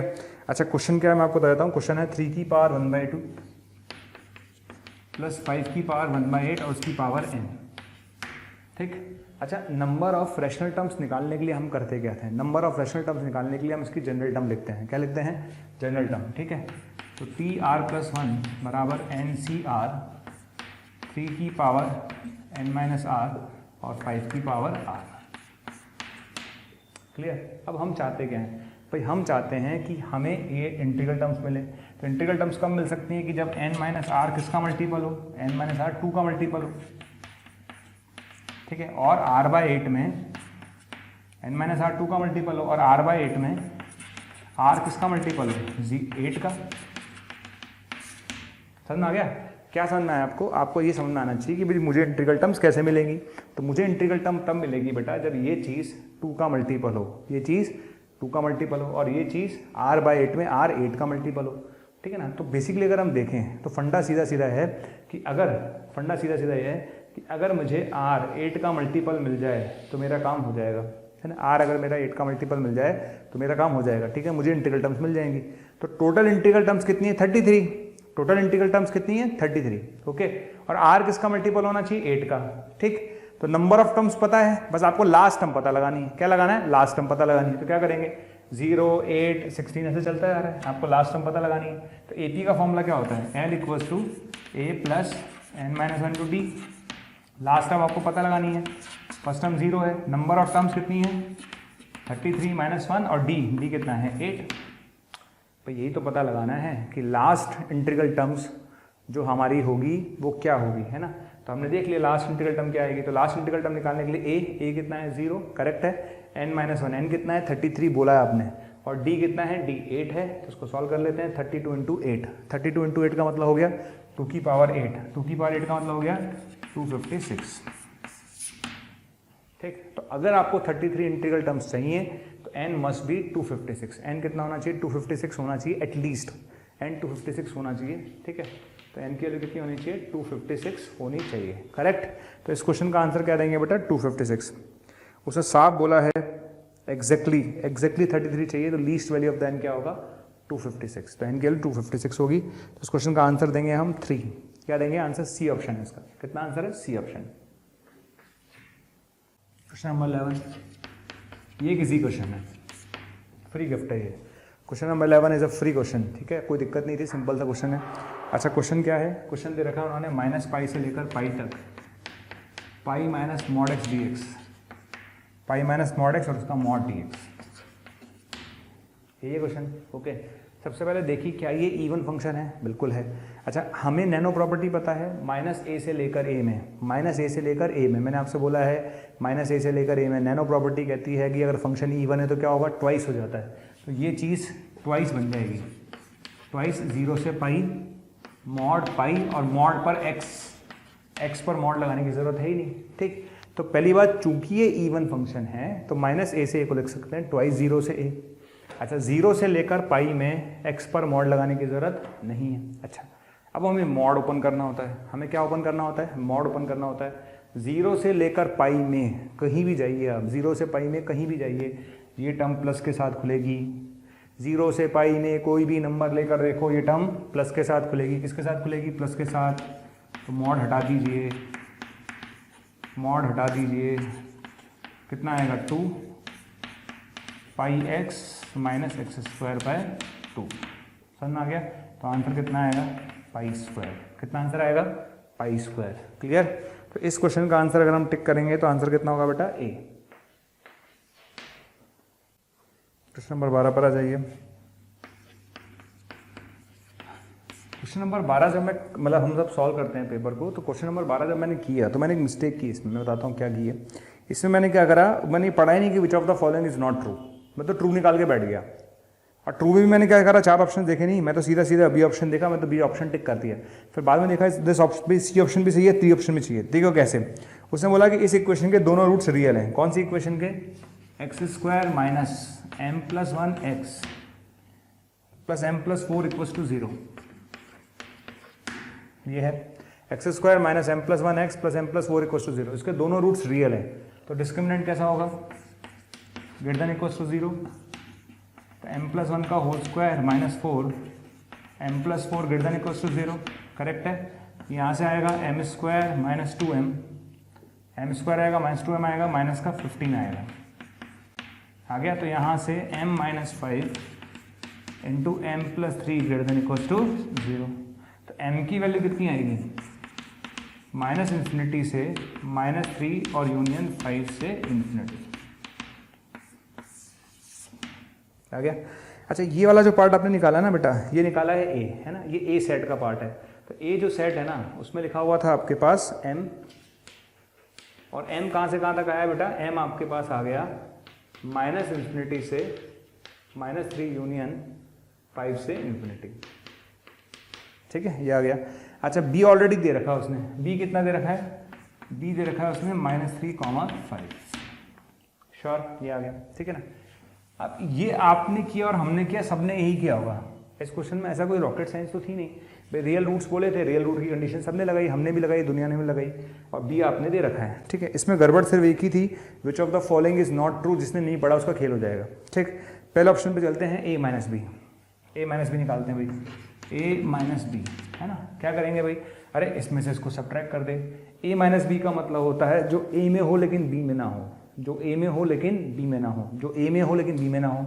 तो -3 b में है, ठीक है, और -3 a में है ना। तो आपको क्या करना है, a माइनस बी, जो a में हो लेकिन b में ना हो, है ना। तो -3 दोनों में आ रहा है तो हटा दीजिए। तो माइनस इन्फिनिटी से -3 पर ओपन आएगा और 5 से इन्फिनिटी पर क्लोज आएगा, 5 पर क्लोज आएगा। ये a माइनस बी है। a माइनस बी का मतलब है the part which is in a not in b, जो a में हो लेकिन b में ना हो। बस a माइनस बी का मतलब ऐसा पार्ट जो a वाला हो लेकिन b वाला ना हो। तो ये आपका आंसर होगा। अब हुआ क्या, ऑप्शन नंबर 1 देखिए, गौर से देखिए। ऑप्शन नंबर 1 में क्या है, यहाँ तो उन्होंने ओपन ही लगाया, ठीक है, लेकिन यहाँ पर उन्होंने ओपन लगा दिया, जबकि यहाँ पर क्लोज आना चाहिए। अगर ये स्टेटमेंट सही है, अगर आप चाहते थे ये स्टेटमेंट सही हो तो यहाँ पर क्लोज आना चाहिए था, लेकिन उन्होंने ऑप्शन ए में देखिए, ऑप्शन ए में 5 पर ओपन लगाया है, और 5 पर ओपन लगाया है, इसलिए ऑप्शन ए गलत है, ठीक है। तो ऑप्शन ए का गलत होने का पीछे का जो सिंपल सा रीज़न है, वो यहाँ पर क्या है, ओपन लगा दिया, इसलिए गलत हो गया, यहाँ पर क्लोज आना चाहिए था। दैट्स वाई इसका आंसर ए होगा। बाकी ऑप्शन आप आराम से चेक कर सकते हैं। और मेरी नज़र में क्वेश्चन इसलिए अच्छा है, उसने पूछा था which of the following is not true, यानी आपको फॉल्स स्टेटमेंट बताना था। तो फॉल्स स्टेटमेंट कौन सा है, A is a false statement, ठीक है, क्योंकि ए अगर सही होता जब चीज़ यहाँ पर क्लोज आता, राइट। चलिए हम चलते हैं क्वेश्चन नंबर 13 की तरफ। देखिए क्वेश्चन नंबर 13 की अगर मैं बात करूं, ठीक है, तो क्वेश्चन नंबर 13 आपके सामने है, ठीक।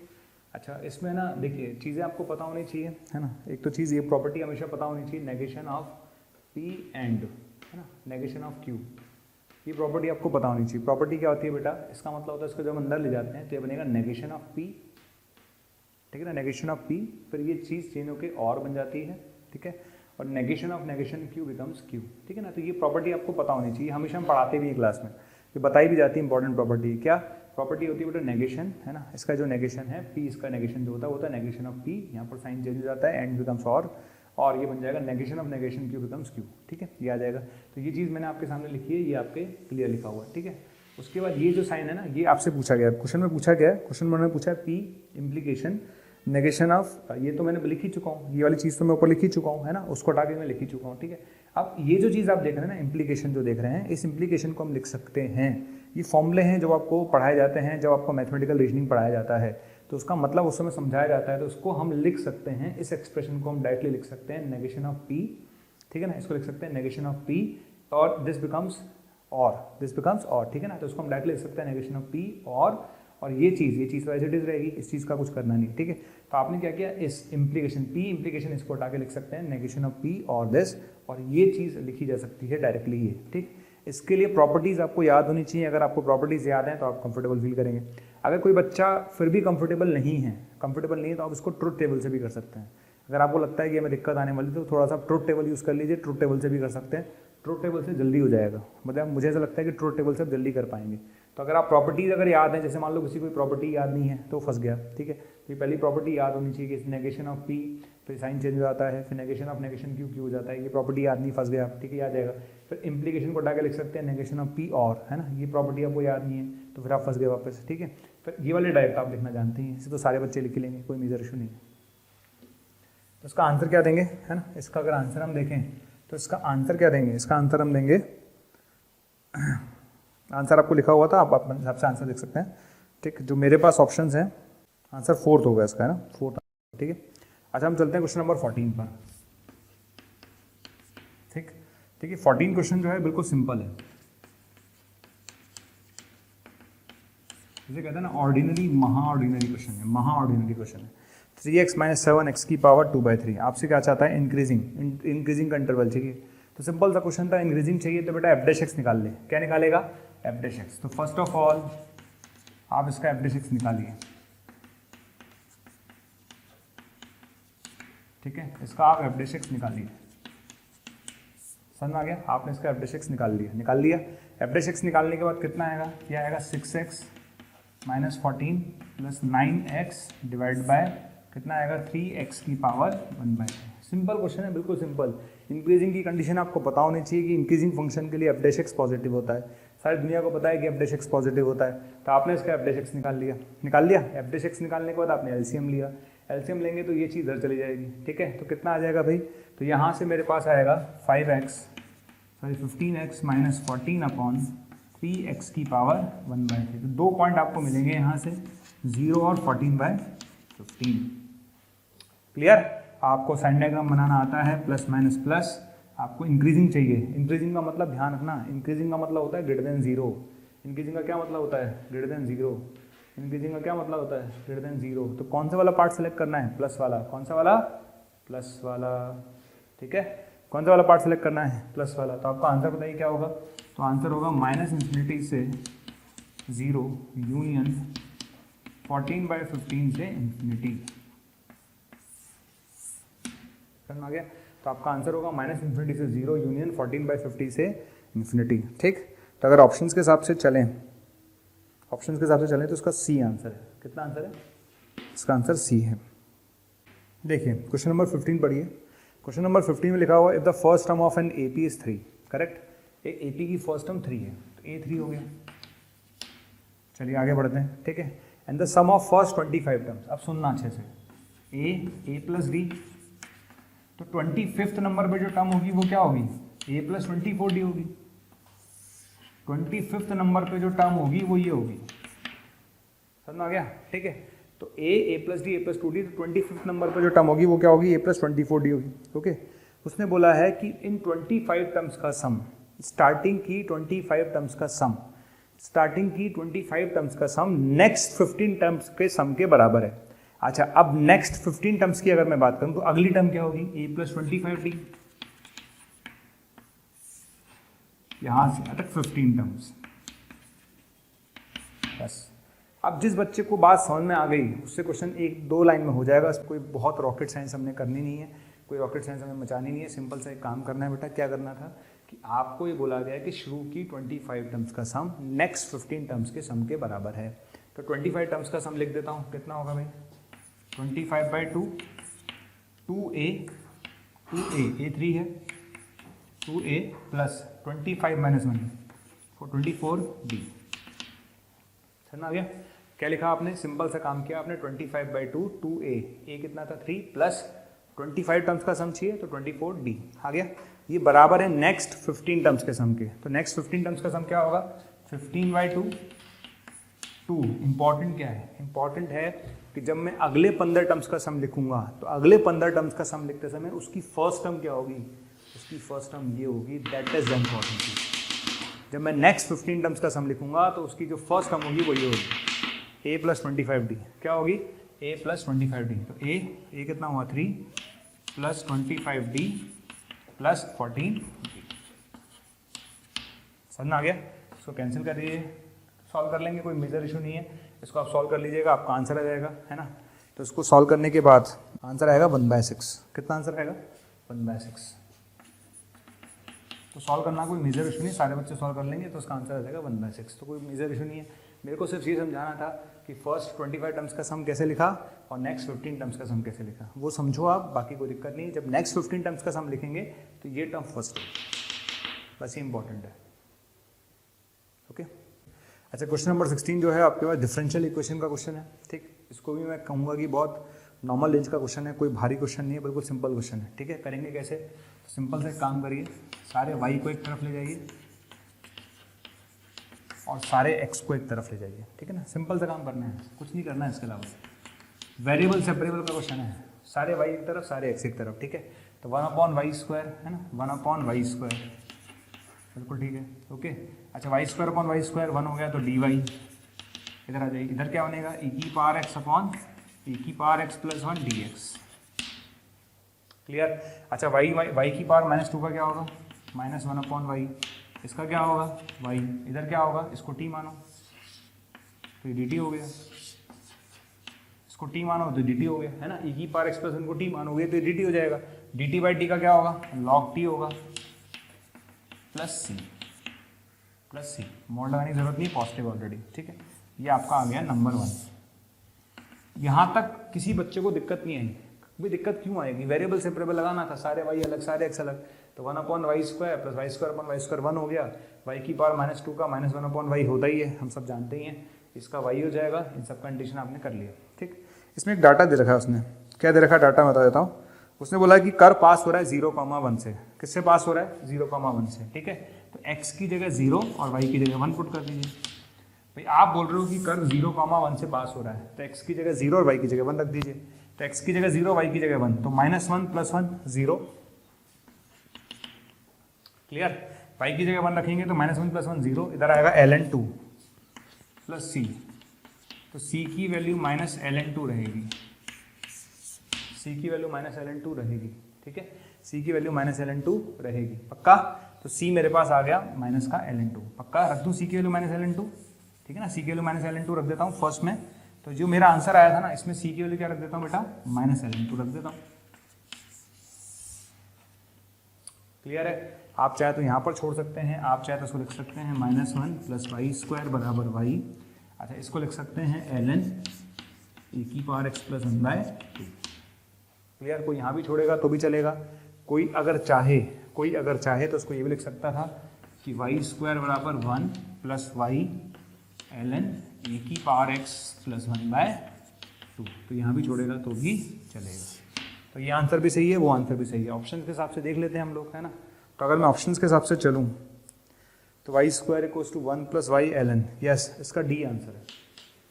कौन सा आंसर है? डी। क्वेश्चन नंबर 17 में क्या लिखा हुआ है कि y जो है वो 0 से और x² + 1 के बीच में है। अच्छा, दूसरा कर्व क्या लिखा हुआ है? y जो है वो 0 से x + 1 के बीच में। ओके। अच्छा, x की जो लिमिट दी है उन्होंने x की जो लिमिट दी है वो दी है 1/2 से लेकर 2 तक। ये क्वेश्चन उन लोगों को परेशान कर सकता है जो बिना दिमाग के काम करते हैं। अगर आप बिना दिमाग के काम करते हैं तो डेफिनेटली आपको परेशान करेगा। एरिया का ये अच्छा क्वेश्चन है, मैं इसको फुल मार्क्स देता हूँ। क्यों? क्योंकि अब तक क्या होता था, बच्चा दिमाग लगाता नहीं है, वो इन चीज़ों को समझने की कोशिश ही नहीं करता। मैं बताता हूँ कैसे। देखिए, आपने y बराबर x² + 1 बना लिया सर, ठीक है। आपने y बराबर x + 1 बना लिया सर, ठीक है। ये पॉइंट दुनिया में किसी से पूछ लो 1,2 है, 1 पर इसकी वैल्यू भी 2 आएगी, 1 पर इसकी वैल्यू भी 2 आएगी, राइट। चलिए यहाँ तक आ गए। यहाँ तक आने के बाद अब आगे सुनना, आगे की कहानी बड़ी इंटरेस्टिंग है। मैक्सिमम लोग जब इसका एरिया निकाला उन्होंने, तो मैक्सिमम लोग जो एरिया निकाल कर आए वो ये वाला एरिया निकाल कर आ गए। 1/2 से 2 पूछा था उसने, 1/2 से 2, है ना। तो 1/2 कहीं यहाँ होगा, 2 कहीं यहाँ होगा, है ना, और ये 1 है। क्लियर? तो मैक्सिमम लोग जो है इसका एरिया ही गलत निकाल कर आ गए। उन्होंने क्या किया, उन्होंने बीच वाला एरिया ले लिया। अबे सबसे पहले क्वेश्चन तो पढ़ो, y x² + 1 से छोटा है, <= x² + 1 है, यानी ये वाला कर्व कौन सा हुआ? बेसिकली ये कर्व हुआ ये वाला। बच्चा समझना ही नहीं चाहता। अरे ये y लिखा हुआ x² + 1, तो ये वाला एरिया है। x² + 1 के नीचे 0 से बड़ा और x² + 1 से छोटा, नीचे वाला एरिया होगा, ठीक है। अच्छा, <= x + 1 का मतलब क्या है ना। x + 1 का मतलब क्या है भाई? x + 1 का मतलब नीचे वाला पोर्शन, लाइन के नीचे वाला पोर्शन, ठीक है। तो इस पैराबोला के भी नीचे वाला और लाइन के भी नीचे वाला, ये समझ में नहीं आया स्टूडेंट्स को, लाइन के नीचे वाला और पैराबोला के नीचे वाला। तो एरिया कौन सा हुआ भाई? तो 1/2 से लेकर 1 में कौन सा एरिया कॉमन है भाई? ये वाला एरिया कॉमन है, ठीक है। और 1/1 से 2 में कौन सा एरिया भैया? ये वाला एरिया। बस इतना करना था आपको, ठीक है। तो एरिया निकालना था ऐसे, और कुछ नहीं करना था इसमें, सिंपल सा काम ही करना था। बच्चा एरिया गलत समझ गया, इसलिए आंसर्स गलत आए लोगों के, ठीक। तो करना क्या होगा भाई? एरिया 1/2 से 1 में लिख लेते हैं, ठीक। तो 1/2 से लेकर 1 तक का जो एरिया है, 1/2 से लेकर 1 तक का जो एरिया है वो मुझे सिर्फ ये वाला कर्व दे रहा है। इसी कर्व से मुझे सारे एरिया मिल रहा है, ठीक है ना। तो 1/2 से लेकर 1 तक का सारे एरिया मुझे इस कर्व से मिल रहा है। कौन से वाले से? x² + 1 से, ठीक। और 1 से लेकर 2 तक का जो एरिया है, 1 से लेकर 2 तक का जो एरिया है वो मुझे किससे मिल रहा है? लाइन से मिल रहा है। किससे मिल रहा है? लाइन से मिल रहा है, ठीक है। तो 1 से लेकर 2 तक का जो एरिया है वो मुझे किससे मिल रहा है? लाइन से मिल रहा है। किससे मिल रहा है? लाइन से। लाइन कौन सी है? x + 1। क्लियर? तो कितना आएगा? x³/3 आएगा प्लस x आएगा, ओके, ये आ जाएगा, ठीक है। और यहाँ पर कितना आएगा? x²/2 आएगा प्लस x आ जाएगा, ठीक। तो मैक्सिमम बच्चों ने जो एरिया निकालने में मिस्टेक की है ना, वो यही मिस्टेक की है। अब तो कर ही लेंगे सब, मैं लिमिट रखना कौन सी बड़ी बात है, मैं रख देता हूँ। तो 1/3 + 1 4/3 आएगा, माइनस 1/24 + 1/2, 1/24 + 1/2 24, 1 + 13/24 आएगा।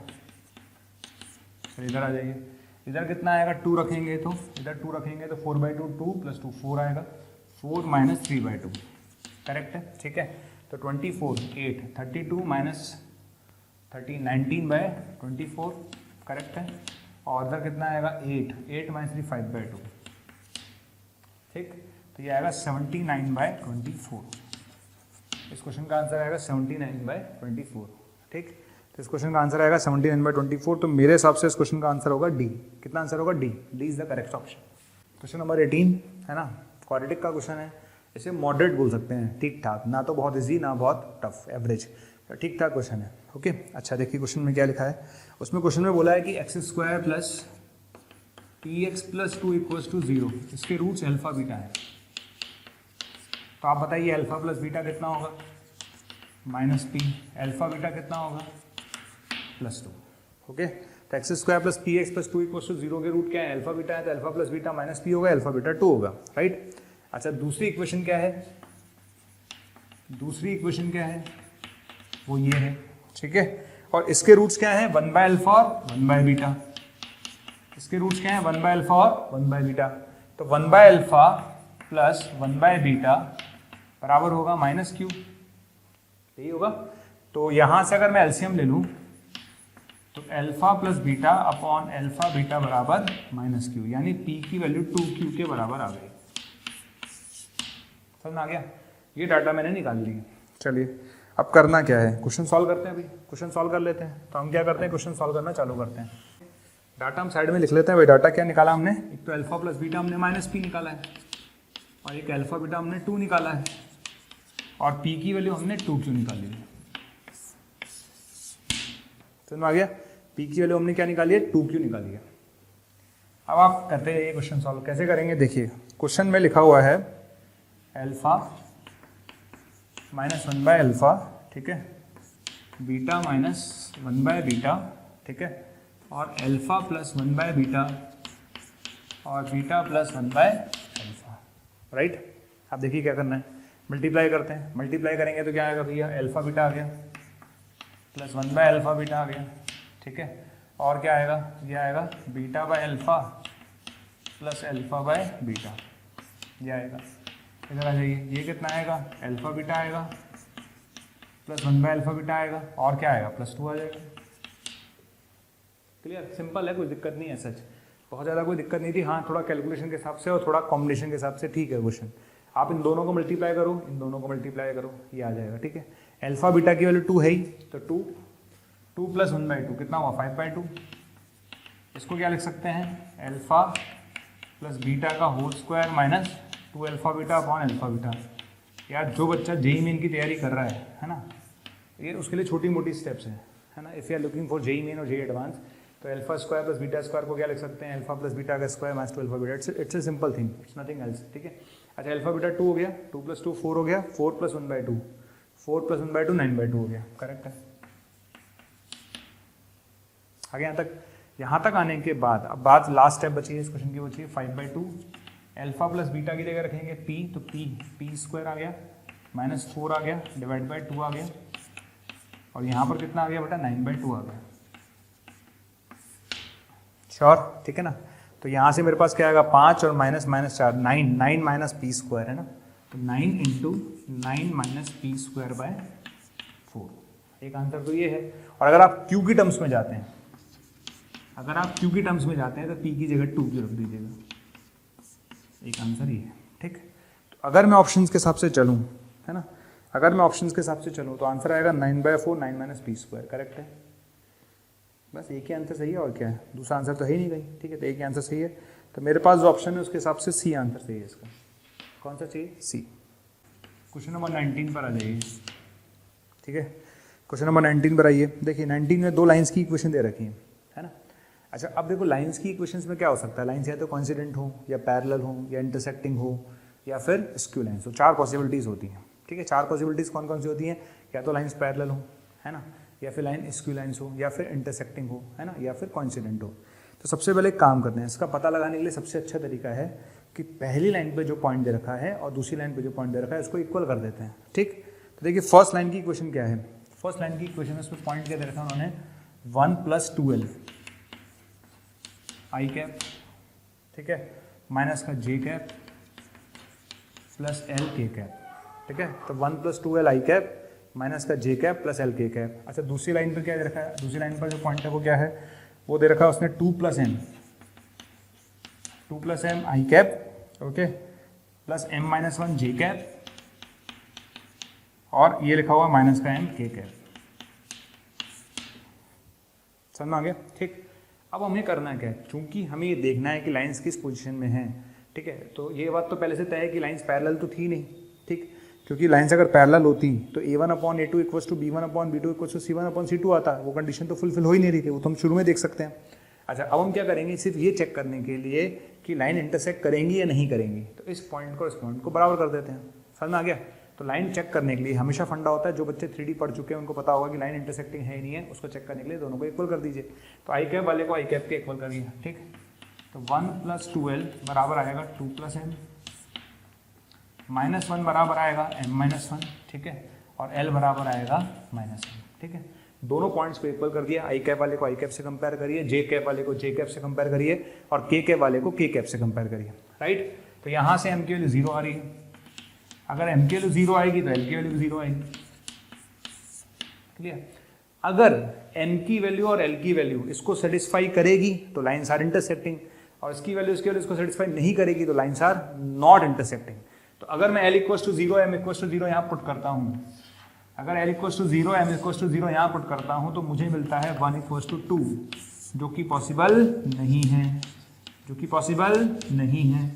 इसका मतलब क्या है, lines are not intersecting, lines do not intersect, ठीक है। तो लाइन्स क्या है, इंटरसेक्ट नहीं करेंगी, क्लियर है। तो इसका आंसर है lines do not intersect, correct है। तो lines do not intersect for any values of n, clear है। तो लाइन्स इंटरसेक्ट नहीं करेंगी, तो इसका आंसर क्या देंगे बेटा, ए आंसर देंगे। क्या आंसर देंगे, ए। नंबर 20 पर आ जाइए, क्वेश्चन नंबर 20 पर आइए। क्वेश्चन नंबर 20 क्या है, limit extending to 0 1 - x plus mod x lambda -x plus greatest interior x equals to l। समझ में आ गया, ठीक। तो 1 - x प्लस mod x आ रहा है, lambda -x plus greatest interior x आ रहा है, उसका mod इक्वल्स टू l दे रखा है। तो आपसे पूछा लिमिट क्या होगी। देखो क्वेश्चन में शूशा कर रखा है, मॉड लगा रखा है, ग्रेटेस्ट इंटीरियर लगा रखा है, पर इन चीज़ों की हम आदी हो चुके हैं। आदी क्या हो चुके हैं, सिंपल सी बात है, जब x हम प्लस में लेते हैं, RHL लेते हैं, यानी h हम टेंडिंग टू 0 यानी RHL ले रहे हैं, ठीक है, RHL लेते हैं। तो जहाँ पर दुनिया में जहाँ जहाँ x आ रहा है वहाँ पर h रखते जाइए, जहाँ जहाँ x आ रहा है वहाँ पर h रखते जाइए, ठीक है। तो 1 - h का मॉड h ही होता है, ठीक है ना, लैम्डा -h। अच्छा, h का ग्रेटेस्ट इंटीरियर क्या होगा, h तो पॉइंट में होता है, हम सब जानते हैं कि h is a very small quantity which is nearly equals to 0। तो h का बॉक्स क्या होगा बेटा, 0 होगा। h का बॉक्स क्या होगा बेटा, 0 होगा, क्लियर है। ये आ जाएगा बराबर l, क्लियर। तो h की जगह 0 रखेंगे तो l बराबर आएगा 1/mod लैम्डा। आगे समझ में ये आ जाएगा, ठीक है। अब हम चलते हैं लेफ्ट हैंड लिमिट पर। लेफ्ट हैंड लिमिट के लिए हम क्या रखेंगे, -h। लेफ्ट हैंड लिमिट के लिए हम क्या रखेंगे, -h। -h रखेंगे तो ये होगा 1 + h, -h का मॉड h ही होगा, ठीक है ना। यहाँ रखेंगे हम -h यानी +h, ठीक। और सबसे इंपॉर्टेंट है -h का ग्रेटेस्ट इंटीरियर क्या होगा, -h का ग्रेटेस्ट इंटीरियर होगा -1। ये सब चीज़ें शुरू में पढ़ाई दी जाती हैं, कोई बहुत रॉकेट साइंस थोड़ा है, सबको पता है कि -h का ग्रेटेस्ट इंटीरियर क्या होगा, -1, ठीक है। तो ये -1 आ जाएगा, उसका मॉड ये किसके बराबर है, l के। h की जगह 0 रख दो, है ना, तो ये आएगा 1/mod लैम्डा -1। अब कॉमन सेंस ये कहता है कि ये भी l है और ये भी l है, ठीक है। तो दोनों ही तो l हैं, तो दोनों को आपस में इक्वल कर दीजिए। तो मॉड लैम्डा को मॉड लैम्डा -1 के इक्वल कर दीजिए, मॉड लैम्डा को मॉड लैम्डा -1 के इक्वल कर दीजिए। तो लैम्डा स्क्वायर बराबर लैम्डा स्क्वायर -2 लैम्डा + 1, तो लैम्डा की वैल्यू हाफ आएगी। समझ में आ गया। अरे भैया तू भी l है और तू भी l है ना, तुम भी l और हम भी l, तो आओ खेलें l, ठीक है। तो यहाँ से बराबर कर दिया, लैम्डा की वैल्यू हाफ आ गई। अच्छा, लैम्डा की वैल्यू अगर हाफ आएगी तो l की वैल्यू कितनी आ जाएगी, 2, क्लियर। तो इस क्वेश्चन का आंसर क्या देंगे हम, इस क्वेश्चन का आंसर देंगे हम 2 देंगे 2, तो इसका आंसर होगा बी।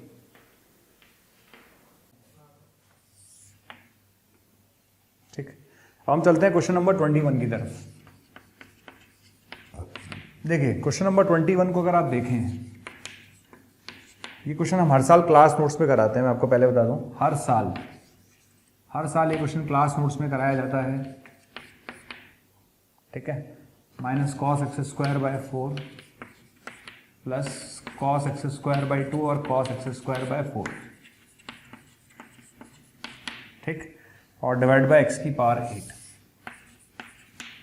ये आपके पास क्वेश्चन था और इस क्वेश्चन की वैल्यू उन्होंने दे रखी थी 2 की पावर माइनस के।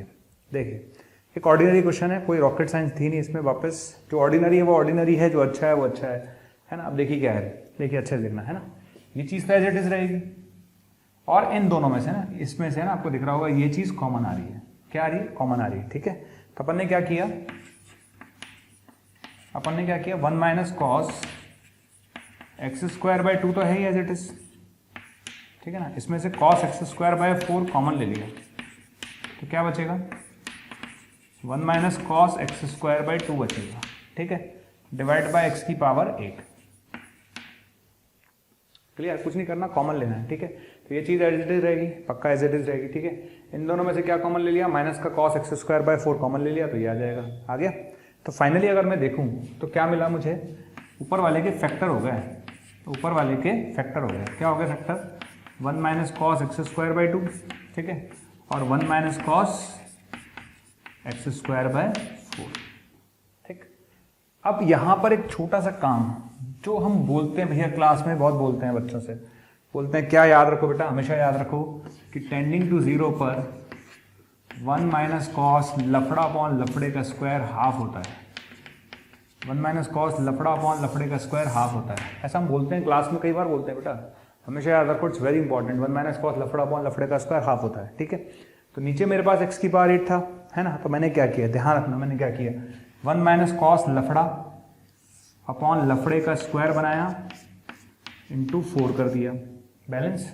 1 माइनस कॉस लफड़ा लफड़े का स्क्वायर बनाया इंटू 16 कर दिया, बैलेंस हो गया।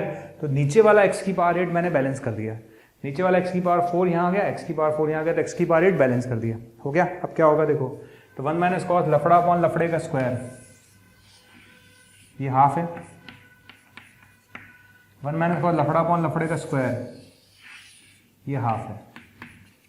समझ में आ गया, क्लियर। तो आप बताइए फाइनली आंसर कितना आया, है ना, कितना आंसर आया, तो 1/2, 1/4, 1/8, 1/16, 1/16 इंटू 1/16, तो 1/256, 256 का मतलब हो गया 2 की पावर -8 आ गया। और ये किसके बराबर था, 2 की पावर -k के बराबर है। तो बताइए k की वैल्यू कितनी आएगी, तो k की वैल्यू 8 आएगी। क्लियर। तो इंटीरियर टाइप क्वेश्चन था, इंटीरियर टाइप के हिसाब से ठीक है क्वेश्चन, मतलब ना बहुत, मतलब मीडियम कह सकते हो आप। ठीक, तो आंसर आएगा 8। ओके, देखिए क्वेश्चन नंबर वाइज स्टार्ट करते हैं।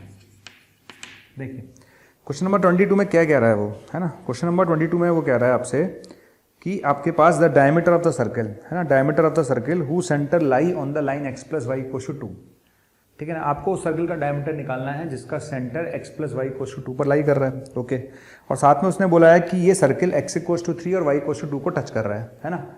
यानी आप सोचो सिचुएशन क्या है, सिंपल है क्वेश्चन, x = 3 को टच कर रहा है, बिल्कुल ठीक है, y = 2 को टच कर रहा है, बिल्कुल ठीक है। ठीक है, सर्कल बना लीजिए आप लोग।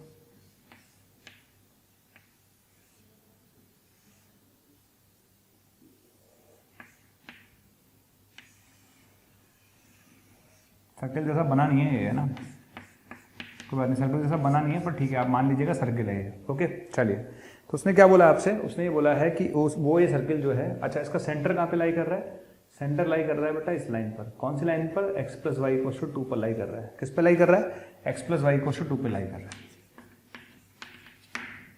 आगे, क्योंकि इसने बोला है सेंटर फर्स्ट क्वाड्रेंट में है, ऐसा बोल रहा है साफ साफ कि सेंटर फर्स्ट क्वाड्रेंट में, ऐसा बोल रहा है वो आपसे। ठीक है, तो अगर मैं x कोऑर्डिनेट अल्फा मान लूँ तो y कोऑर्डिनेट कितना होगा, 2 - अल्फा होगा सेंटर का। ठीक है ना, समझ में आ गया। सेंटर को मैंने o बोल दिया है, ठीक है, सेंटर को मैंने o बोल दिया है, तो अगर मैं सेंटर का x कोऑर्डिनेट अल्फा मान लूँ तो y कोऑर्डिनेट कितना हो गया, 2 - अल्फा हो गया। पक्का, यहाँ तक समझ में आ गया, बिल्कुल ठीक है। अब चूंकि ये सर्कल y = 2 को भी टच कर रहा है और x = 3 को भी टच कर रहा है, इसका मतलब दोनों टेंजेंट है। ठीक, कोई भी लाइन अगर सर्कल पर टेंजेंट है, कोई भी लाइन अगर सर्कल पर टेंजेंट है, तो यहाँ से अगर अपन परपेंडिकुलर डालेंगे, सेंटर से डाला गया परपेंडिकुलर उसकी रेडियस के बराबर होगा, सेंटर से डाला गया परपेंडिकुलर उसकी रेडियस के बराबर होगा। ठीक है, कोई भी लाइन अगर सर्कल पर टेंजेंट है तो सेंटर से डाला गया परपेंडिकुलर उसकी रेडियस के बराबर होगा। ये हमें प्रॉपर्टी पता होती है, राइट। तो चूंकि हमें क्या करना है भाई, यहाँ से मैं परपेंडिकुलर डालूंगा, ये रेडियस के बराबर होगा, यहाँ से परपेंडिकुलर डालूंगा, वो भी रेडियस के बराबर होगा। यानी सिचुएशन को समझने की जरूरत है कि यहाँ से अगर मैं परपेंडिकुलर डालता हूँ तो ये भी रेडियस होगी, और यहाँ से परपेंडिकुलर डालता हूँ वो भी रेडियस होगी। पक्का? तो इससे y = 2 पर लेंथ ऑफ परपेंडिकुलर निकाल लेंगे। इस पॉइंट से y = 2 पर लेंथ ऑफ परपेंडिकुलर कितना आएगा? 2 - अल्फा - 2/1 का मॉड। y = 2 की बात कर रहा हूँ, y = 2 पर इस पॉइंट से परपेंडिकुलर की लेंथ निकाल सकते हैं, ये रेडियस के बराबर है, तो r बराबर आ गया मॉड अल्फा। इसी तरीके से इस पॉइंट से इस x = 3 पर परपेंडिकुलर की लेंथ निकाल सकते हैं, तो इस पॉइंट से x = 3 पर लेंथ ऑफ परपेंडिकुलर कितना आएगा बेटा? अल्फा - 3/1। ये किसके बराबर होगा? रेडियस के। पक्का? तो समझ लिए कंडीशन ऑफ टेंजेंसी क्या होती है। कंडीशन ऑफ टेंजेंसी है इस पॉइंट से परपेंडिकुलर लेंथ बराबर रेडियस, इस पॉइंट से लेंथ ऑफ परपेंडिकुलर बराबर रेडियस। ठीक है, बराबर आ गया। तो ये भी आर आ गया और ये भी आर आ गया, दोनों को इक्वल कर दीजिए। तो हम क्या करेंगे? मॉड अल्फा = मॉड अल्फा - 3 करेंगे, तो अल्फा स्क्वायर बराबर अल्फा स्क्वायर - 6 अल्फा + 9। तो अल्फा की जो वैल्यू आएगी बेटा वो आएगी 3/2। आ गई? क्लियर? आपको क्या चाहिए? सर्कल का डायमीटर चाहिए। क्या चाहिए? डायमीटर। डायमीटर मतलब 2r चाहिए। ठीक है, आप बताओ अल्फा कितना आया? 3/2। अल्फा कितना आया? 3/2। यानी r कितना आया? 3/2। अरे अल्फा 3/2 तो r कितना? 3/2। तो रेडियस 3/2, तो डायमीटर कितना? 3। डायमीटर कितना? 3। तो डायमीटर कितना होगा बेटा? 3। तो इस क्वेश्चन का आंसर 3 होगा। क्वेश्चन नंबर 23 देखिए। क्वेश्चन नंबर 23 की अगर हम बात करें, है ना, सबसे पहले देखिए इसमें एक पार्ट आ रहा है, वो है 1/3 + 1/3 का स्क्वायर + 1/3 का क्यूब इन्फिनिटी तक आ रहा है। ठीक है, तो 1/3 + 1/3 का स्क्वायर + 1/3 का क्यूब एंड सो इन्फिनिटी। तो इसका सम क्या होगा? इसका सम होगा a/1 - r 1/2। ठीक है ना, इसका सम क्या होगा? a/1 - r। ठीक है ना, इसका सम क्या होगा? इसका सम होगा a/1 - r, यानी कितना आएगा? 1/2 आ जाएगा। क्लियर? अच्छा, यहाँ तक आने के बाद क्या करते हैं? देखिए ये वाला पार्ट जो है आपके पास लॉग, है ना, यहाँ बेस में लिखा हुआ है 2.5। क्या लिखा हुआ? 2.5। 2.5 होता है 25/10, और ये चीज़ आ रही है 1/2। ठीक है, अच्छा इधर वाला काम अब आता है 0.16। देखिए 0.16 को लिख सकते हैं 16/100, है ना, 16/100 को लिख सकते हैं 4/25, और इसको लिख सकते हैं 2/5 का होल स्क्वायर। 2/5 का होल स्क्वायर। ठीक है, क्या लिख सकते हैं? 2/5 का होल स्क्वायर। ठीक है, तो ये चीज अपन लिख सकते हैं 2/5 का होल स्क्वायर।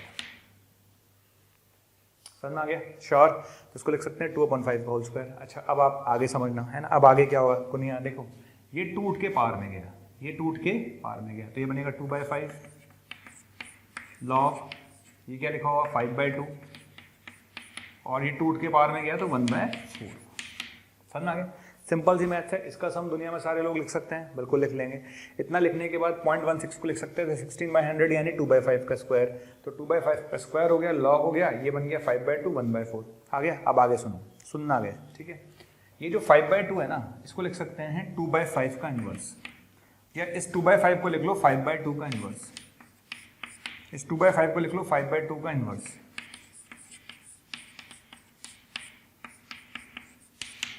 समझ में आ गया? तो 2/5 को लिख सकते हैं 5/2 का इनवर्स, 5/2 का इनवर्स। ठीक है, और ये माइनस उठ के पार में जाएगा, है ना, ये माइनस उठ के पार में जाएगा। 5/2 लॉग 5/2 खत्म हो जाता है इस प्रॉपर्टी से। कौन सी प्रॉपर्टी से? इस प्रॉपर्टी से ये x के बराबर है, इस प्रॉपर्टी से ये x के बराबर है। तो क्या होगा भैया? 5/2। ठीक है, ये माइनस उठ के पावर में जाएगा, तो 5/2 लॉग 5/2 बिकम्स क्या बन जाएगा? ये, तो इसको लिख देता हूँ मैं प्रॉपर। ये 5/2 है, ये लॉग 5/2 है बेस में, और ये माइनस उठ के पावर में जाएगा। 1/4 की पावर -1 कितना होगा? 4। ठीक है, ये माइनस उठ के पावर में जाएगा, और 1/4 की पावर -1 कितना होगा? 4। और प्रॉपर्टी कहती है कि ये चीज़ x के बराबर होती है। किसके बराबर होती है? x के। तो इसका आंसर कितना आएगा? 4। कितना आंसर आएगा? 4। ठीक, तो इसको बोलेंगे मीडियम क्वेश्चन था। चलते हैं क्वेश्चन नंबर 24 पर। देखिए क्वेश्चन नंबर 24 क्या है? a बराबर x1 1 0, ये a आया, आ गया ना। अब a की पावर 4 पर जाना है आपको, तो a आया, फिर a स्क्वायर आएगा, फिर a क्यूब आएगा, फिर a4 आएगा। तो a स्क्वायर निकाला आपने, क्या निकाला? a square. ठीक है, भाई उसने ये बोला है कि a की पावर 4 जो है वो a11, a12, a21 और a22 के बराबर है, ऐसा बोल रहा है वो आपसे। वो बोलता है कि a की पावर 4 इसके बराबर है। तो पहले आप a स्क्वायर निकालो उसका। क्या निकालो? a square. तो a स्क्वायर क्या आएगा भाई? a स्क्वायर का मतलब हो गया इन दोनों को मल्टीप्लाई कर लेंगे तो एक्स स्क्वायर प्लस 1 आएगा, फिर x आएगा, फिर x आएगा और फिर 1 आएगा। समझ आ गया? कितना आएगा? तो इसको इससे मल्टीप्लाई किया एक्स स्क्वायर प्लस 1, इससे इसको मल्टीप्लाई किया x आया, इसको इसको मल्टीप्लाई किया x आया, ये 1 आ गया। आ गया? अब हम a क्यूब निकालेंगे। तो a square into a square कितना है? इंटू a कितना है? आ गया? अब मल्टीप्लाई करो। मल्टीप्लाई करेंगे तो क्या होगा? 10 इंटू 10 तो कितना आएगा? एक्स क्यूब आएगा प्लस 2x आएगा, है ना? अरे x cube plus x 2x। अब इधर आ जाइए, एक्स स्क्वायर प्लस 1 आएगा, इधर कितना आएगा? एक्स स्क्वायर प्लस 1 आएगा, ठीक है? और ये कितना आएगा? x आएगा। ठीक, कुछ नहीं है, सिंपल मल्टीप्लिकेशन करते जाओ। 12th स्टैंडर्ड का क्वेश्चन है और कुछ भी नहीं है बेसिकली। आपको, है ना, आपको क्या करना है? क्या भाई, a स्क्वायर निकाला आपने, फिर a क्यूब निकाल लिया। अच्छा, a स्क्वायर और a क्यूब निकालने के बाद अब आपको क्या चाहिए? a की पावर 4। क्या चाहिए? a की पावर 4, है ना? तो a की पावर 4 निकालने के लिए a क्यूब इंटू a कर देते हैं, है ना? a cube into a into a। समझ आ गया? ये आ जाएगा। ठीक, तो a की पावर 4 निकालने के लिए अपन क्या करते हैं? a क्यूब इंटू a कर देते हैं। कर दिया मल्टीप्लाई। अब क्या होगा? देखिए, इसको इससे मल्टीप्लाई करो तो x की पावर 4 आएगा प्लस 2x स्क्वायर आएगा प्लस x स्क्वायर प्लस 1 आएगा। आ गया? x 4 आएगा प्लस 2x स्क्वायर आएगा प्लस x स्क्वायर प्लस 1 आएगा। इधर कितना आएगा? इधर आएगा x क्यूब प्लस 2x आएगा। श्योर? ठीक है ना? ये आ जाएगा। इधर आ जाता है। नीचे कितना आएगा? नीचे आएगा x क्यूब प्लस x आएगा। इधर कितना आएगा? x स्क्वायर प्लस 1 आएगा। ठीक, तो आपने क्या किया? आपने इसको इससे मल्टीप्लाई किया, ये आया। आपने इसको इससे मल्टीप्लाई किया, ये आया। आपने इसको इससे मल्टीप्लाई किया, ये आया। और आपने इसको इससे मल्टीप्लाई किया है। ठीक है, ये चीज़ किसके बराबर है? ये बराबर है a11, a12, a21 और a22। और सही बताऊँ तो पूरा निकालने की ज़रूरत नहीं थी, आपको सिर्फ 2 चीज़ें निकालने की ज़रूरत थी। वो थी a11, तो आपको a11 चाहिए था। ये चीज़ a11 है, ठीक है? ये चीज़ a11 है। समझ आ गया? और ये a11 कितना दिया है उसने? a11 आपको 9 दे रखा है। कितना दे रखा है? 9। तो ये चीज़ 9 दे रखी है उसने, तो इसको 9 के बराबर कर दो। क्लियर? तो अपन क्या करेंगे? x की power 4 plus 3x square plus 1 बराबर 9 कर देते हैं। तो यहाँ से x की power 4 plus 3x square plus 8 बराबर 0, है ना? माइनस का 8 बराबर 0। श्योर है? तो यहाँ पर वैल्यू हमने गलत ले ली है, 109 है ये, ठीक है? 109 है तो यहाँ पर आएगा 108। सुनना आ गया? तो 109 है तो यहाँ पर 108 आ जाएगा। आ गया? अच्छा, यहाँ तक आने के बाद देखिए, यहाँ तक आने के बाद ये क्या बना? ये क्या बन जाएगा? ये बन जाएगा एक्स स्क्वायर प्लस 12 और x square minus 9 equals to 0। Clear? तो एक्स स्क्वायर प्लस 12 और x square minus 9 equals to 0। तो ये चीज़ तो कभी 0 होगी नहीं ना, ये तो हमेशा पॉजिटिव है। ये चीज़ तो कभी 0 होगी नहीं, हमेशा पॉजिटिव है। तो x square minus 9 equals to 0। तो एक्स स्क्वायर की वैल्यू 9 आएगी, तो एक्स की वैल्यू प्लस माइनस 3 आएगी। आ गई? अब आपने पूछा क्या है क्वेश्चन में? भाई आपने एक्स तो निकाल लिया, आपने पूछा है a22। क्या पूछा है? a22। आपने क्या पूछा है? a22। तो आपने a22 पूछा है, तो a22 कितना होगा भाई? X square plus 1। तो एक्स स्क्वायर की वैल्यू 9 आएगी, तो 9 प्लस 1 कितना आंसर आएगा? 10। तो एक ऑर्डिनरी क्वेश्चन है, बस ये है कि थोड़ा कैलकुलेशन है, अदरवाइज एक नॉर्मल क्वेश्चन है। तो उसका आंसर 10 आएगा। क्वेश्चन नंबर 25 पर, ये क्वेश्चन कॉम्प्लेक्स नंबर का है। किसका है? कॉम्प्लेक्स नंबर का क्वेश्चन है। ठीक, कॉम्प्लेक्स नंबर में कभी भी जेईई मेन बहुत अच्छे क्वेश्चंस पूछता नहीं है, आईआईटी जरूर बहुत अच्छे क्वेश्चंस पूछता है। तो ये क्वेश्चन भी अगेन एक नॉर्मल क्वेश्चन की रेंज में। देखिए, 1 plus iota upon 1 minus iota, इसको 1 प्लस आयोटा से मल्टीप्लाई डिवाइड कर दिया, उसकी पावर कितना है? m/2।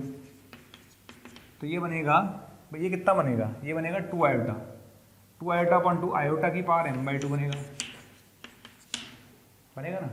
अब ये सोचो कि ये चीज़ 1 कब आ सकती है, आयोटा की पावर m/2 1 कब आ सकता है, तो ये चीज़ 1 आ सकती है जब हम 8 हो जाए, m 8 हो जाए, 8 होते ही 1 आ जाएगी, या 16 हो जाए, है ना, तो 8 आ जाए, 16 आ जाए, है ना।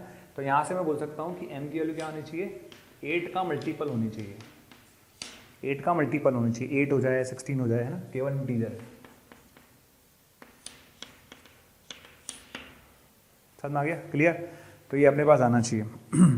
इसने नेचुरल नंबर बोला है तो हम यहाँ पर पॉजिटिव इंटीजर की बात कर लेते हैं, है ना, i+,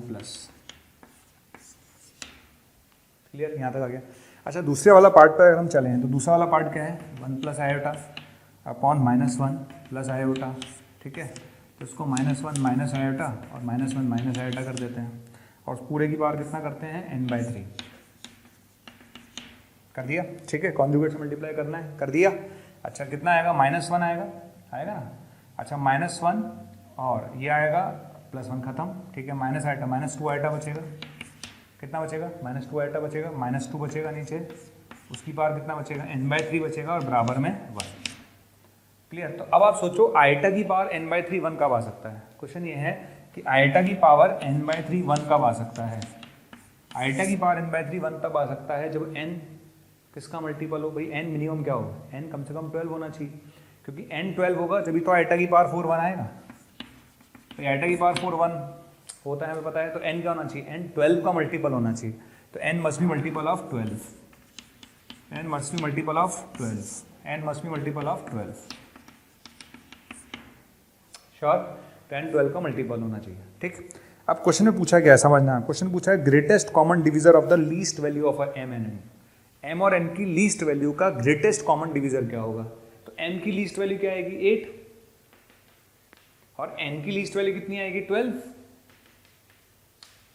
समझ में आ गया। m की लीस्ट वैल्यू कितनी आएगी, 8, और n की लीस्ट वैल्यू आएगी 12, दोनों का कॉमन डिवीजर, ठीक है। ग्रेटेस्ट कॉमन डिवीजर, भाई इसके फैक्टर क्या होते हैं, 1 2 4 8, इसके फैक्टर क्या होते हैं, 1 2 3 4 6 और 12, क्लियर। तो ग्रेटेस्ट कॉमन डिवीजर क्या है दोनों का, 4, समझ में आ गया। दोनों का ग्रेटेस्ट कॉमन डिवीजर क्या है, 4, ठीक है। तो आंसर क्या आएगा, greatest common divisor, greatest common divisor is 4। इसका आंसर क्या टिक करेंगे हम, 4 देंगे इसका आंसर, कितना, 4। तो यहाँ पर ये वाला पार्ट खत्म होता है आपका। तो ये आपका पेपर 3 सितंबर का जो पेपर था मॉर्निंग शिफ्ट का, उसको मैंने पूरा एक्सप्लेन किया है। मैं इस पेपर को बोलूँगा कि एवरेज है, ना तो बहुत ज़्यादा टफ था, ना बहुत ज़्यादा आसान था, बीच का पेपर था। तो इसमें से बहुत सारे क्वेश्चन तो बहुत आराम से बच्चा कर सकता था। 2-3-4 क्वेश्चन मैं बोलूँगा इसमें लेंदी हैं, जो शुरू के थे, question number 2, question number 3, no doubt थोड़े लेंदी थे। पर इस ओवरऑल इस पेपर को अगर आप तैयारी करते हैं ढंग से, तो मुझे नहीं लगता है कि इस क्वेश्चन पेपर में 20 क्वेश्चन करने में आपको कोई दिक्कत आई होगी। 18 से 20 क्वेश्चन आप आराम से अटेम्प्ट कर सकते थे।